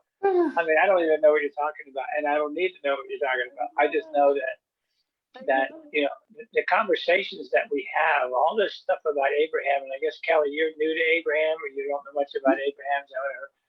And you know, I can look at your face, your smile, your where you're at right now. Anyway, that's what Abraham is about. Okay. when right. When you have a smile and just I don't know, you have a loving smile, nice, whatever, friendly look about you, and when you're there with Diane, that's what Abraham is about. And there's a lot of processes and kind of like some things that we like to learn to remember that we have an inner being, and when we're alive with our inner being, we feel happy, we feel, you know, all these things. They're very useful. They're really good tools. But the end result, the goal is to be what you guys were just doing for the last, whatever it's been, 15, 20 minutes, just cackling and having fun and enjoying yourself. And that's exactly what it's all about. My favorite quote from Abraham is when someone gets all in their head and she's like, you just gotta chill out. Yeah, or you all make, gotta chill out. I know, they do say it a lot. Something serious going on. Yeah, or you all make too much of all of this. Don't worry, it'll be over soon. Yeah, you all make That's another good one. I know. Yeah. I'm from a different tradition in which we say the stories that connect us deeply to unified experience of what living is like. And so I don't know if that feeds into Abraham because I'm new or what, but that whole idea of the shared experience of life through telling our stories, well, that's what Diane and I were just doing. Oh, yeah. I love it. Yeah, you can't go wrong. You know, we have guests, and we have been calling, we had been, and we kind of still do, we have guest storytellers. And when I started, I was a storyteller. Yes. You were, yes. and Diane was you were a storyteller. And that, I love that, because when we have a storyteller, they come on and they tell their stories. We all get to know who they are. They share their experiences, and it gets really exciting for me. So yeah, so that storytelling thing. You got a story, Kelly? Maybe someday you guys. He's gonna. You can, she has lots. What do you want to know? Because I am an open book. I'll tell you whatever. So you ask me one question, I'll tell you 10 things about that one question. Okay. What date would you like to schedule to being the storyteller? Seriously, I mean, that's a serious. That's my she's first doing question. improv right now. You got it right now. You'll get a story. So serious. Well, okay, just administratively, whatever. Seriously, Karen, figure out a way to get with Karen and be a storyteller one day. Just and. So you don't want to now? Right No, now no, we can now- do it too. We no, can do that too. No, I Yeah. absolutely want to do it now. Mark I really want to wants- do some of it now. But Kelly, I think you just Oh, put how out about- there that you have a lot of stuff, so you Mark- could probably fill a 2-hour thing just with by telling stories, like, entertaining and helping us all out. But yeah, we could do that. But consider So it you when have you a might want to do that. Oh, my pet name is Killer Kelly. No, Just- the one that you What's said. your pet name? No, you said he reminds you of someone. Oh, so you remind me of a friend of mine that I only see once a year. And I can't get past the idea of you being A different. this guy that I see once a year. And so everything that you say, it's like, wait a minute, he wouldn't have said that. It's either the same or different, but you're like, so that idea that the people that we meet are similar to or different than our experience of other people that we've met. Right. And isn't that enough? Like, we always attribute qualities of people we know to the Mhm. people we meet. Oh yeah. Either we like them or we don't like them. Yeah. And when they don't live up to the expectation of being the person we know, our minds kind of go, wait a minute, that isn't what I know about that person. Okay, I was in okay, this has to be told. It's very short. A friend of I was in the army and I was in Iran, and my friend and I, we went to Greece. We went somewhere. We stopped in Greece one night as a turn of whatever. We were in Greece one night. We visited every bar in Greece and whatever in this town in Greece. And one of the bars we got into, we went downstairs. And I was telling my friend, he'd been to Greece many times. And I said, this is pretty cool. I've never been here. And there's this, when we walked into the basement of the bar where the bar was downstairs, this girl that works in the bar, really beauty, sexy, whatever lady, she said, Mark, out loud, and ran over to me, jumped into my arms and kissed me and kept kissing me. You're back, Mark, you're back. And it was some guy named Mark, apparently, which is my name also, but and my friends looking at me saying, yeah, like you've never been here. So yeah, some cases that works out really nicely when somebody attributes somebody to somebody. Because I got one heck of a hug and a kiss and rub or whatever. This lady was just all over me, thinking that I must have looked just like somebody that had been there before. So yeah, sometimes that stuff works really nicely. But I'm sorry, I guess I disappointed her. Hopefully I don't disappoint you, Kelly. What I really love about this story is that I asked you to ask me a question and then you told a story. That's awesome. I told you could fill up 2 hours easily. So what else you got? Does anybody have a question for Kelly? No question. Hold on. Process. Some people need a process time. So what do you do? What are you? So I'm Go with that. full living person. Yeah.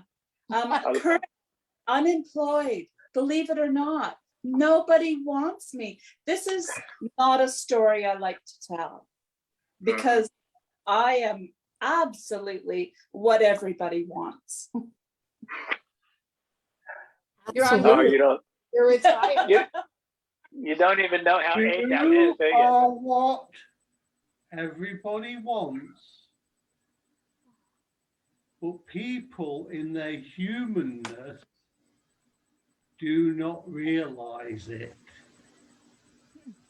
Oh, here's popped out. The wardrobe malfunction, I'm sorry.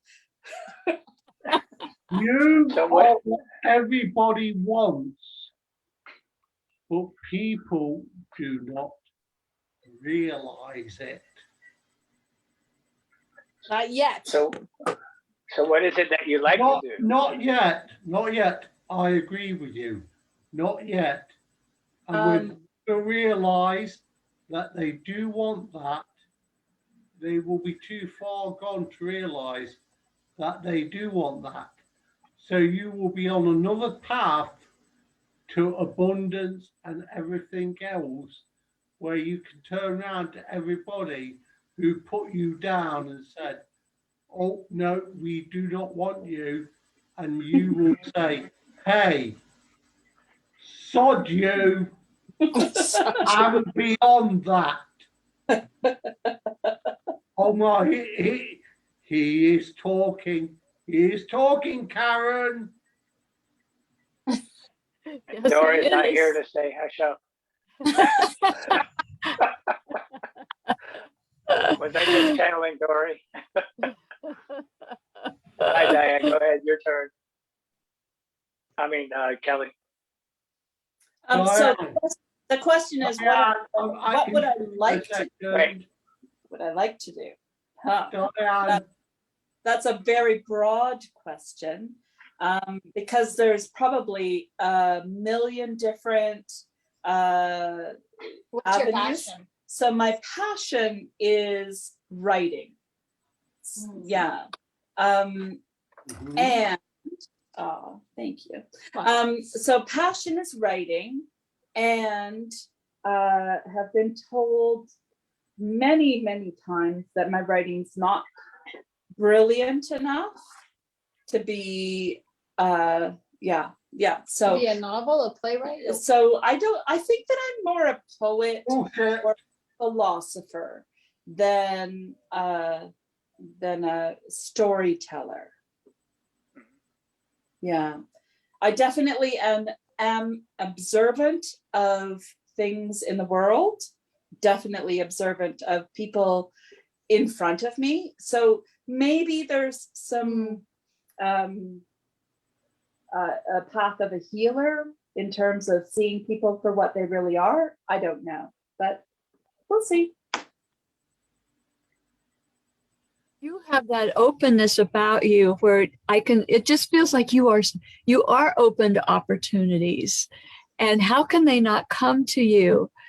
Because, you're open to whatever, whether it be writing or working with people in any context. It just seems like as you continue to just be open to and believe that their opportunities are looking for you, that you don't have to go search them down and, there's nothing arduous about it. It's easy. They are looking for you. As Abraham says, what you're looking for is also looking for you. And I've really come to believe that too. And the universe has got my back and working on my behalf. And so do you feel that is that a belief that you hold? Well, probably, because I haven't actually resorted to a easy fix, which would be a job. Yeah, I haven't resorted to that easy fix. So you want to do what you really want to do, as opposed to do what I really want to do. You want to be on your spiritual path and create your yourself. Yeah, as a consultant, healer / whatever. I like that. That should be I'm a consultant healing whatever. Yes, I love it. Put that on a business card. Yeah. Because having it on a business card makes it official. Yes. It'll be fun. It does. Yeah. So what about healing? Are you a healer? What is that? What do you tell me about healing? So I believe I have the capacity for healing, and I'm afraid of just how much energy I have for that. I really am afraid of that. So I have resisted moving into healing practices. I'm more into helping people with a spiritual path. So Right. I've been, for the last 5 years, say, I've been working with the Labyrinth at our church as a spiritual practice and healing practice, and allowing people to find the energy within themselves on the Labyrinth for healing. I understand that, because if you go back, Karen, I am an alcoholic. Many times when it comes to healing, many times when it comes to healing, we think we are the healer, when in fact, we are just a channel for the person to heal themselves. Mm-hmm. I'm going back to something here. If you go into biblical on this, with Jesus, how many times he just said to people, go, your faith has made you well. You are not the healer. No disrespect. You have just become the conduit to someone believing they will heal themselves, and so it is. Goodness, I love being in this place for the right time at the right moment. So Karen and I understand and know about healing it in the way of Reiki, for example. She's Reiki. Karen is a Reiki master. Have you heard of Reiki? Yeah, okay. Karen's a Reiki master. I'm a level 2. We it's been a very long time, but we played with it and enjoyed it. But there's a whole other story about myself and my dad and stuff like that. Healing. So healing is a subject that Karen and I probably understand, but I don't even remember what the word labyrinth means. What is that? I've heard that word. What is it? So it's actually not a puzzle or a maze. It's a path of contemplation, and it can be a short path or a long path. It's around the globe through many cultures. It's like a spiritual pilgrimage. It has been used as a spiritual pilgrimage type. It's a physical walk or movement through a path that has one single path with no tricks or dead ends or misdirection.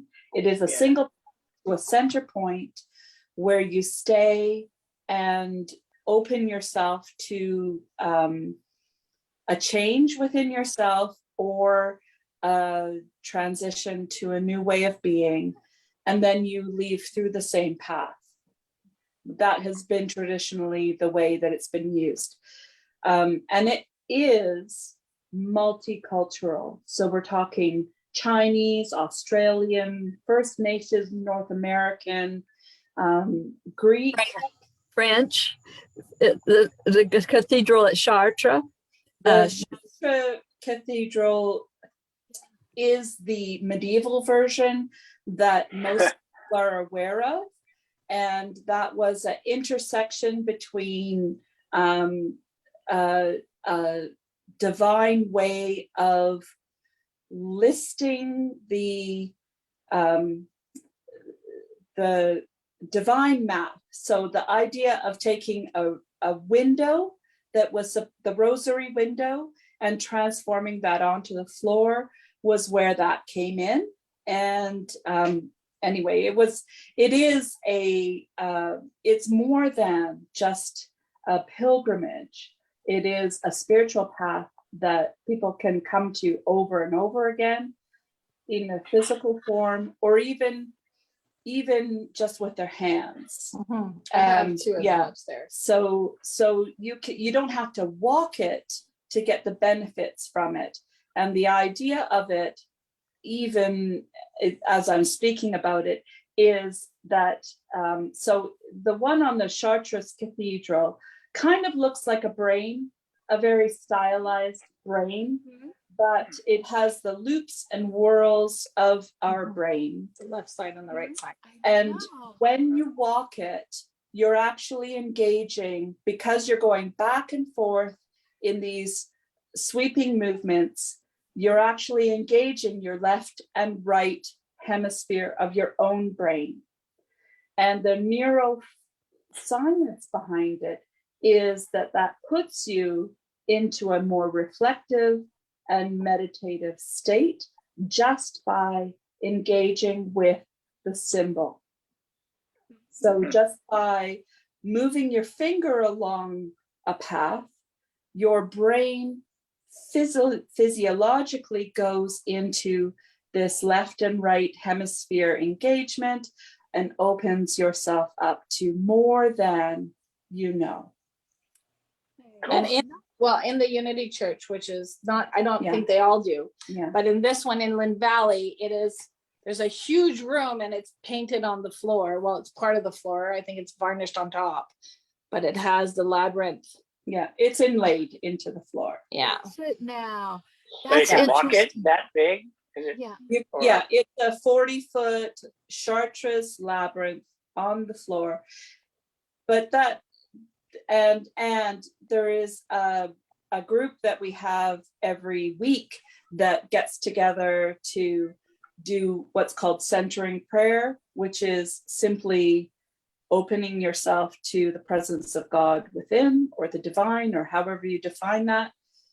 Then do Lectio Divina, which is a simple prayer over a scriptural passage where we pray 3 times over the same passage, and then we walk the labyrinth.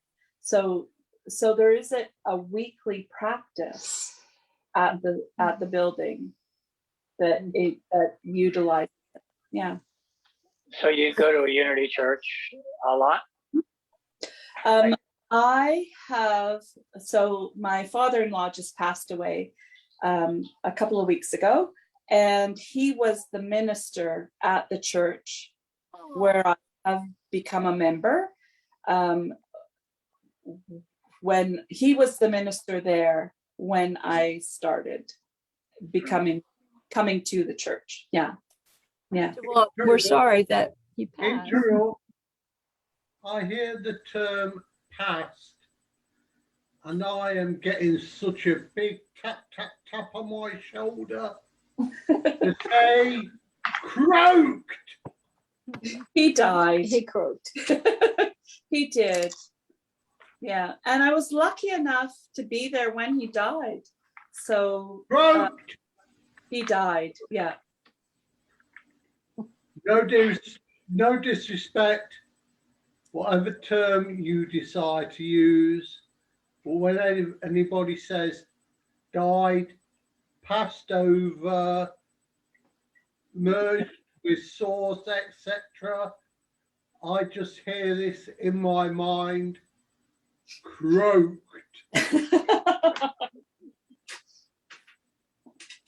Yeah. That's what Abraham uses that term just to make light of death, just because they say there is no death in the sense that we think of it. And so as long as people remember for sure, Harold will be alive for forever.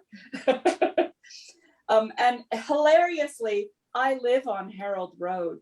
I think of this man every time I write out my address. oh my goodness, that's something. Well, I bet he was beloved by his congregation, because Unity ministers are very special people. Yeah. Well, I wanted to tell you about speaking about this work that you do, or the spiritual work with the labyrinth.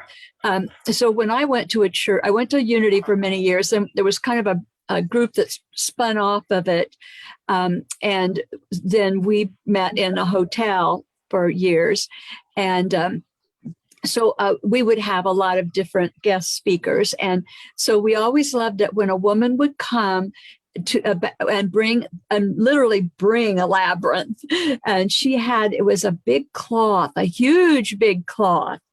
I can't remember what it was made of, but so we were in a hotel ballroom where we weren't taking up much space. We had a lot of open space, and so she would just set it up there. And then after the service, she would explain to us, what a lot of what you shared, and then we would, or actually at the end of the service, we would have the opportunity to walk the labyrinth. And that was just really meaningful. So I haven't done that for many, many years, but I love what you're doing with that. That is so neat, Kelly. Mm-hmm. That is beautiful. It'd be very meaningful to people. Well, there's probably, I think there's about 10 people in the congregation that come on a regular basis to walk the labyrinth every Monday night. So I do love that we have that, because it does sort of go beyond. So again, it comes back to that idea of improv. It goes beyond the expectation, and there is the yes and always with a labyrinth. There is the hope that people ask the question at the beginning of the labyrinth as they step onto it. But the reality most of the time is that the question changes as they walk, as they get into that meditative place. And then by the time they get to the center, it's a completely different question that they're asking. And I find that a very interesting idea. Yes, because it's dynamic. It's very dynamic, isn't it? It's not cut and dried. It's not like, I got my question, walk in there, get an answer, come back out. I mean, it's definitely, there's a lot that happens as you open up. It's an interaction between the energy of source energy working through that and the walkers. And so why does the question change? I mean, I know the answer. This is one of those. I wanted to hear you verbalize why the question would change. Do you want to know why I think the question changes? Yeah, I want to know why you know. I think the question changes because as people engage in the divine within themselves, they realize they're more than what they started with. Right. They're in a whole different place. Yeah. Yeah. Beautifully said. I mean, that's a beautiful thing, and that's a good thing to notice, and it's a good thing to observe, because it's like a little awareness thing that says there's something has shifted, and it's a wonderful thing to observe and to point out. Is the question changes when and in Abraham terminology, people go to these Abraham seminars, and sometimes they come there with questions, and they'll have different people in what we call the hot seat, and they're asking Abe a question, and they're answering the questions, and they're part of this experience in the room. And then sometime during that time, if they get into the hot seat, they realize that the question, they can't even state the question that they came with, because they're not in the same vicinity, almost a different dimension, but they're not in the same vibration area. They're in a different part of the scale this emotional vibrational scale. So the question is like totally different. So that's a good thing to know and to notice, because I mean, I'm sure walking is good exercise, but the real journey is what's going on in your awareness of your vibration. Sorry, Karen will relate to this. How many people in the hot seat I don't know what question I've got. I'm just here to share with the energy. Yeah, Right. which Sometimes means they people- forgot the question they came with. Right, right. And Yeah. So healing. What about healing? Are you going to talk about healing a little bit? Have you done it? Have you So done some? And I have done energetic healing. So my church has a program called Healing Pathway, and I don't know if you are familiar with that at all. It is a non-touch, although there is some touch involved if it's acceptable. It's an invitation to the divine to work through a person in the moment of requesting healing to come. Yeah, I don't know if it's the same or not of other, like it's similar to Reiki, but not. non-touch. And But it is a no touch version. You can do it with no touch version. And then there are like intercessions, we'll call, rather than prayer, because it doesn't necessarily have to be prayer. It can just be an invitation to for energy to heal or to come to a certain area for healing.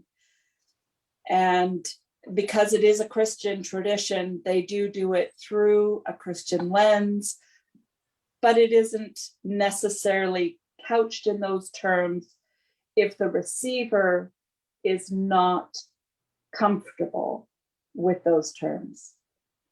Does that make sense? Yeah, it's open Yeah, it's open and to flexible. whoever's the receiving. Yeah. totally. My dad. Reiki, but not with symbols.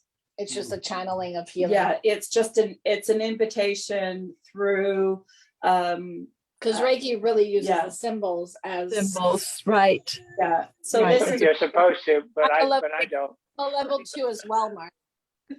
Yeah, so but what's supposed to happen and what is real is I've never used the symbols. I've never even bothered. I mean, I learned them, but I never bothered remembering them or doing anything with that. My dad was a healer. My dad was a very religious Presbyterian Methodist guy. And he was just that quiet, easygoing guy in church that people just knew he had this ability to pray with them, and they were healed. And he didn't walk around saying I'm a healer. People just knew that he had the ability to hold their hand or put his hands on them somewhere, anywhere, and just pray with them. He just called Jesus in and said, "Come on, let's go."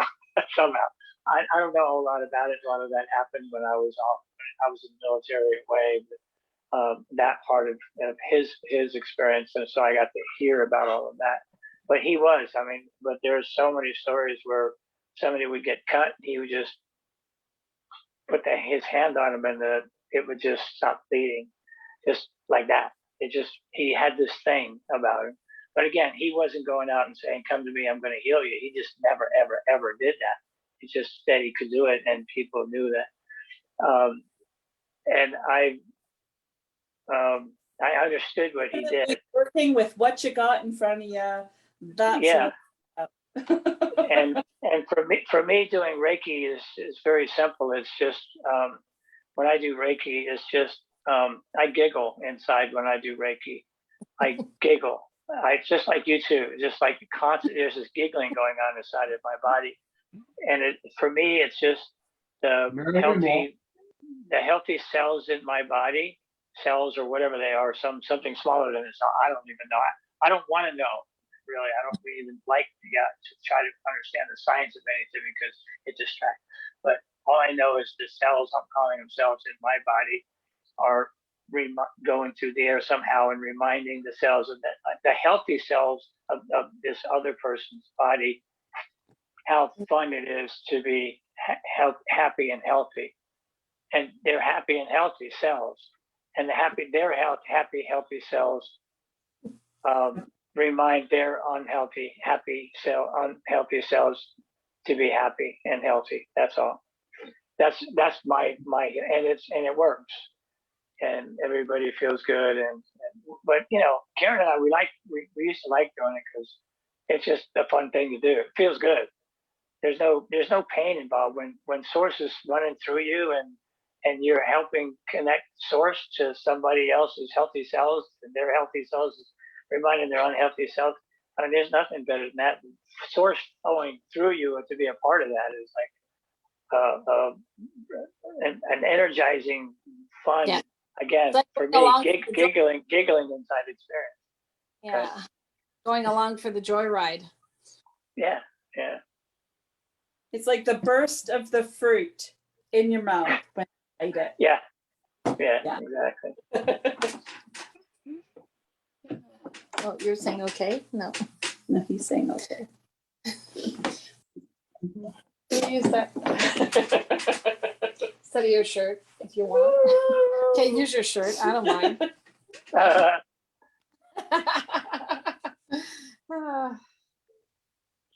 So what are you now? You're a healer. You're a what? I would say philosopher, poet. And you had a childcare. Oh, so I'm a child lover. A child lover, yes. I think that's where we connected the most because I am such a baby flirt. I absolutely love seeing children discover that And I love seeing them discover their own boundaries or standing up for themselves. That's fun when they just stand there with their hand on their head. No, I'm not doing that. So that's older. So I'm thinking more infant. That's even toddler. And so yes, discovering voice of no, as opposed to the improv where we say yes. A child discovering no, what a powerful thing. Oh, indeed it is. And I am interrupting here big time. Yeah. Oh, biblically. And how often Abraham says about the Bible being misinterpreted. What you say about a child. Summon unto me all children, for such is the kingdom of heaven. Aaron, confirm. Exactly. Yes. The book of Matthew. Yeah. Well, I can see that Diane, that Kelly would be good. I can see how Diane loves kiddos and babies, and I can see how Kelly would be so good. Yeah, they would all met Ethan. Ethan has been away for 2 weeks, by the way. What's that again? Ethan has been on vacation for 2 weeks on the island, so I've been on my own for 2 weeks, and it's been amazing. Yes, and I am looking forward to see him. He's supposed to come back tomorrow, but we're not sure. Okay. Wow. That's what we're giggling about before, because I'm like, his dad's not planning. He doesn't know how he's getting him back. He doesn't know when he's getting him back. I have no idea. And she said, well, if he's taking the ferry, he may not get back. And I'm like, because it's kind of backed up and really, really busy right now. And I think they're still limiting how many people. And he does not reserve or do any of that stuff. Oh, wow. So he is with his dad. He's been with his dad for these 2 weeks, you're saying? Yeah, because his dad moved in with his parents. So he went to his grandparents. Yes. But his dad and his stepmom and his new little brother is there. Oh, yeah. So the baby's been born. He's one. Oh, he's one. Okay. Well, that's so it's, and because I know your mother-in-law was saying it's a very full house that they have there. And so Ethan got to go be part of that. A lot of growth opportunities for him. Yes. How interesting is that? Well, that is really nifty that worked out. And Diane learned how to say no Oh yeah, because he was calling me crying. and yes. Come pick me up, mommy. And I was like, no, honey, it's okay. You're growing. This is what and conflict looks like. You get to be a brother and see how everybody doesn't pay attention to you anymore. Well, that is an adjustment and a new perspective that he gets to take on. But he'll probably be kind of glad to get back whenever that happens, whenever the ferry is not so crowded. And you're actually letting that happen, Diane. I know, isn't that cool? I am so proud of you. I was so, that's Control, huge. and I'm like, whatever. I guess he'll come Good. home when he comes home. Good girl. In the meantime, Because a glass of wine and invite Kelly over. How nice that you've had this time to. say, Ethan, you got this. Yes. Yeah. Yes.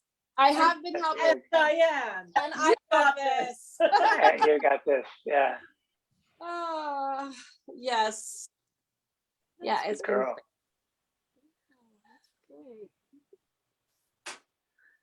That's good stuff. Yeah. And then school So does- starts in a little. Oh, we don't want to talk about that.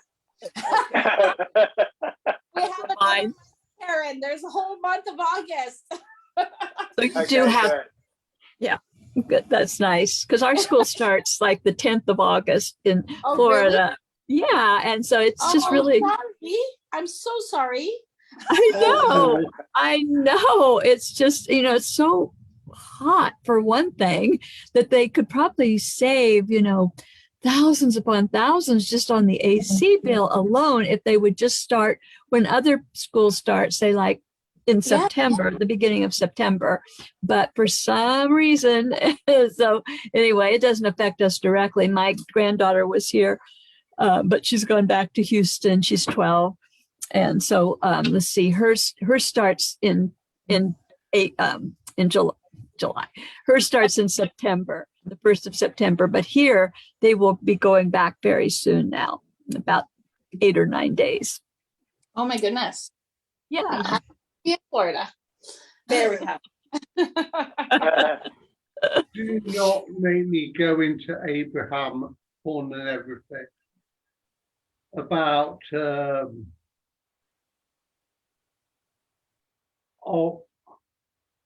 it's too deep, about that certain school, about let the pupils choose what they want. Karen, you have got the biggest hug in the universe from me. Sudbury Valley School. Big kiss. Love you, girlfriend.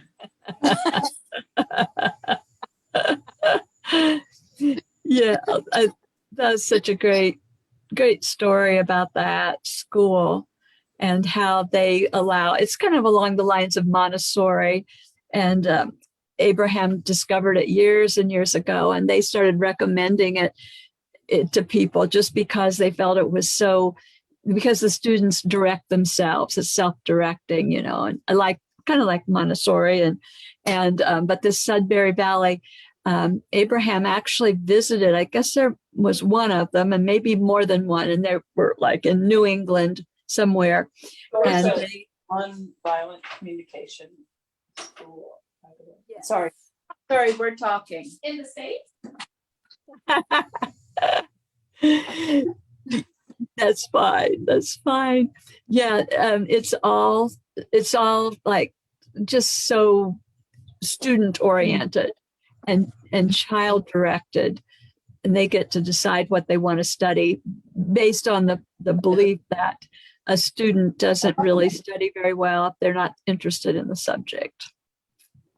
So I shared with them Wouldn't it be brilliant if a about empathy and nonviolent communication. sorry, You're saying there's a school in California. I think there's a school in We're California. gonna let him finish. Okay. Please go ahead.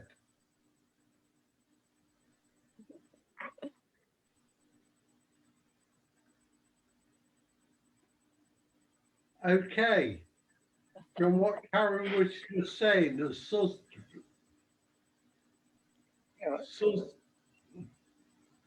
Salisbury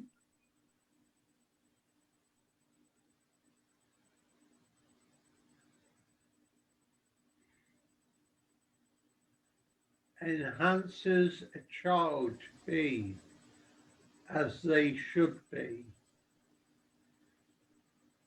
Forget whatever anybody is saying to you. This is your direction. Follow it and go with it. Yeah, learning to trust, listen to and trust your inner guidance as opposed to what somebody is, laying out for you. Okay, now you'll do this, now you do this. And then eventually kids are on their own and they don't know, they haven't ever learned to interact with that guidance within. It's good if they can foster that early on. So, and that's what that Sudbury Valley was about, for sure. So good. So good. Tom Cruise was diagnosed as dyslexic. Just look how far he has gone. Yeah. He's done pretty darn well for himself, I'd say. All right, girls, unmute. Your turn. No, I mean, just your turn. You can. We're just talking about I think Jonathan is complete about school. I am. We were listening. I don't want you to think we're listening. No, I know. Yeah. We're multitasking, ignoring, listening, and talking at the same time. Totally feasible. That was You are ignoring me. You are ignoring me.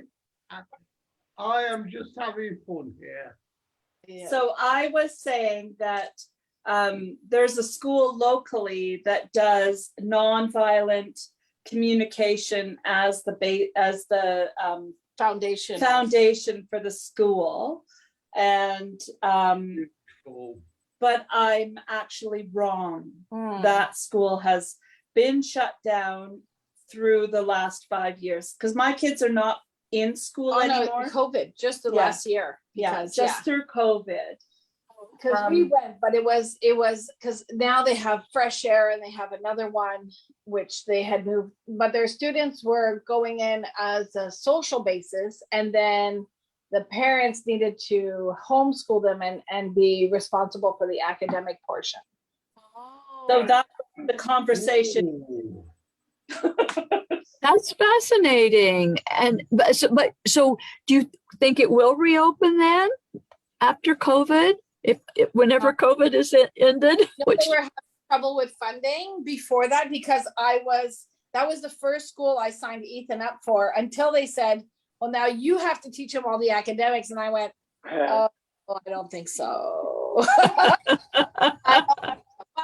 having said that, and I mean, what I recognize is that through COVID and teaching him and being at home, he does better with smaller groups or one-on-one learning.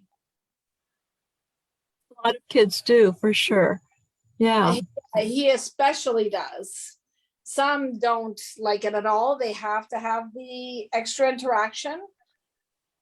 For me, it was just my patience that was kind of riding on the line. Actually, when I taught him with my own curriculum, it was fine. It was when the school was giving me all the pressure to teach him on their curriculum and their way, and that I couldn't do. But yeah, when I was teaching him as per his credentials and what he can do, he was progressing quite quickly. Will he go to the... Okay. Go ahead. All What at the was same. that? Yeah, I just want to say something to chuckle at. What was that show? Are you smarter than a third grader or fifth grader? What was that show? Fifth grader. Are you smarter than a fifth grader? I've been a lot of parents this over the during COVID time were wondering, maybe I should have paid more attention. I am not ready to homeschool my child. Yeah. Oh, How do you go back? How do you go back to the sixth grade and try to figure that out? Are you ready for this? You are Ready. talking black belt martial artist.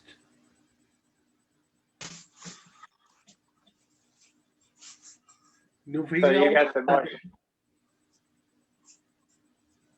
So Jonathan can teach the martial art part. Mark, I will say it in sincerity. Black belt Shotokan karate. There are so many teachers who will say, "Go on, go on."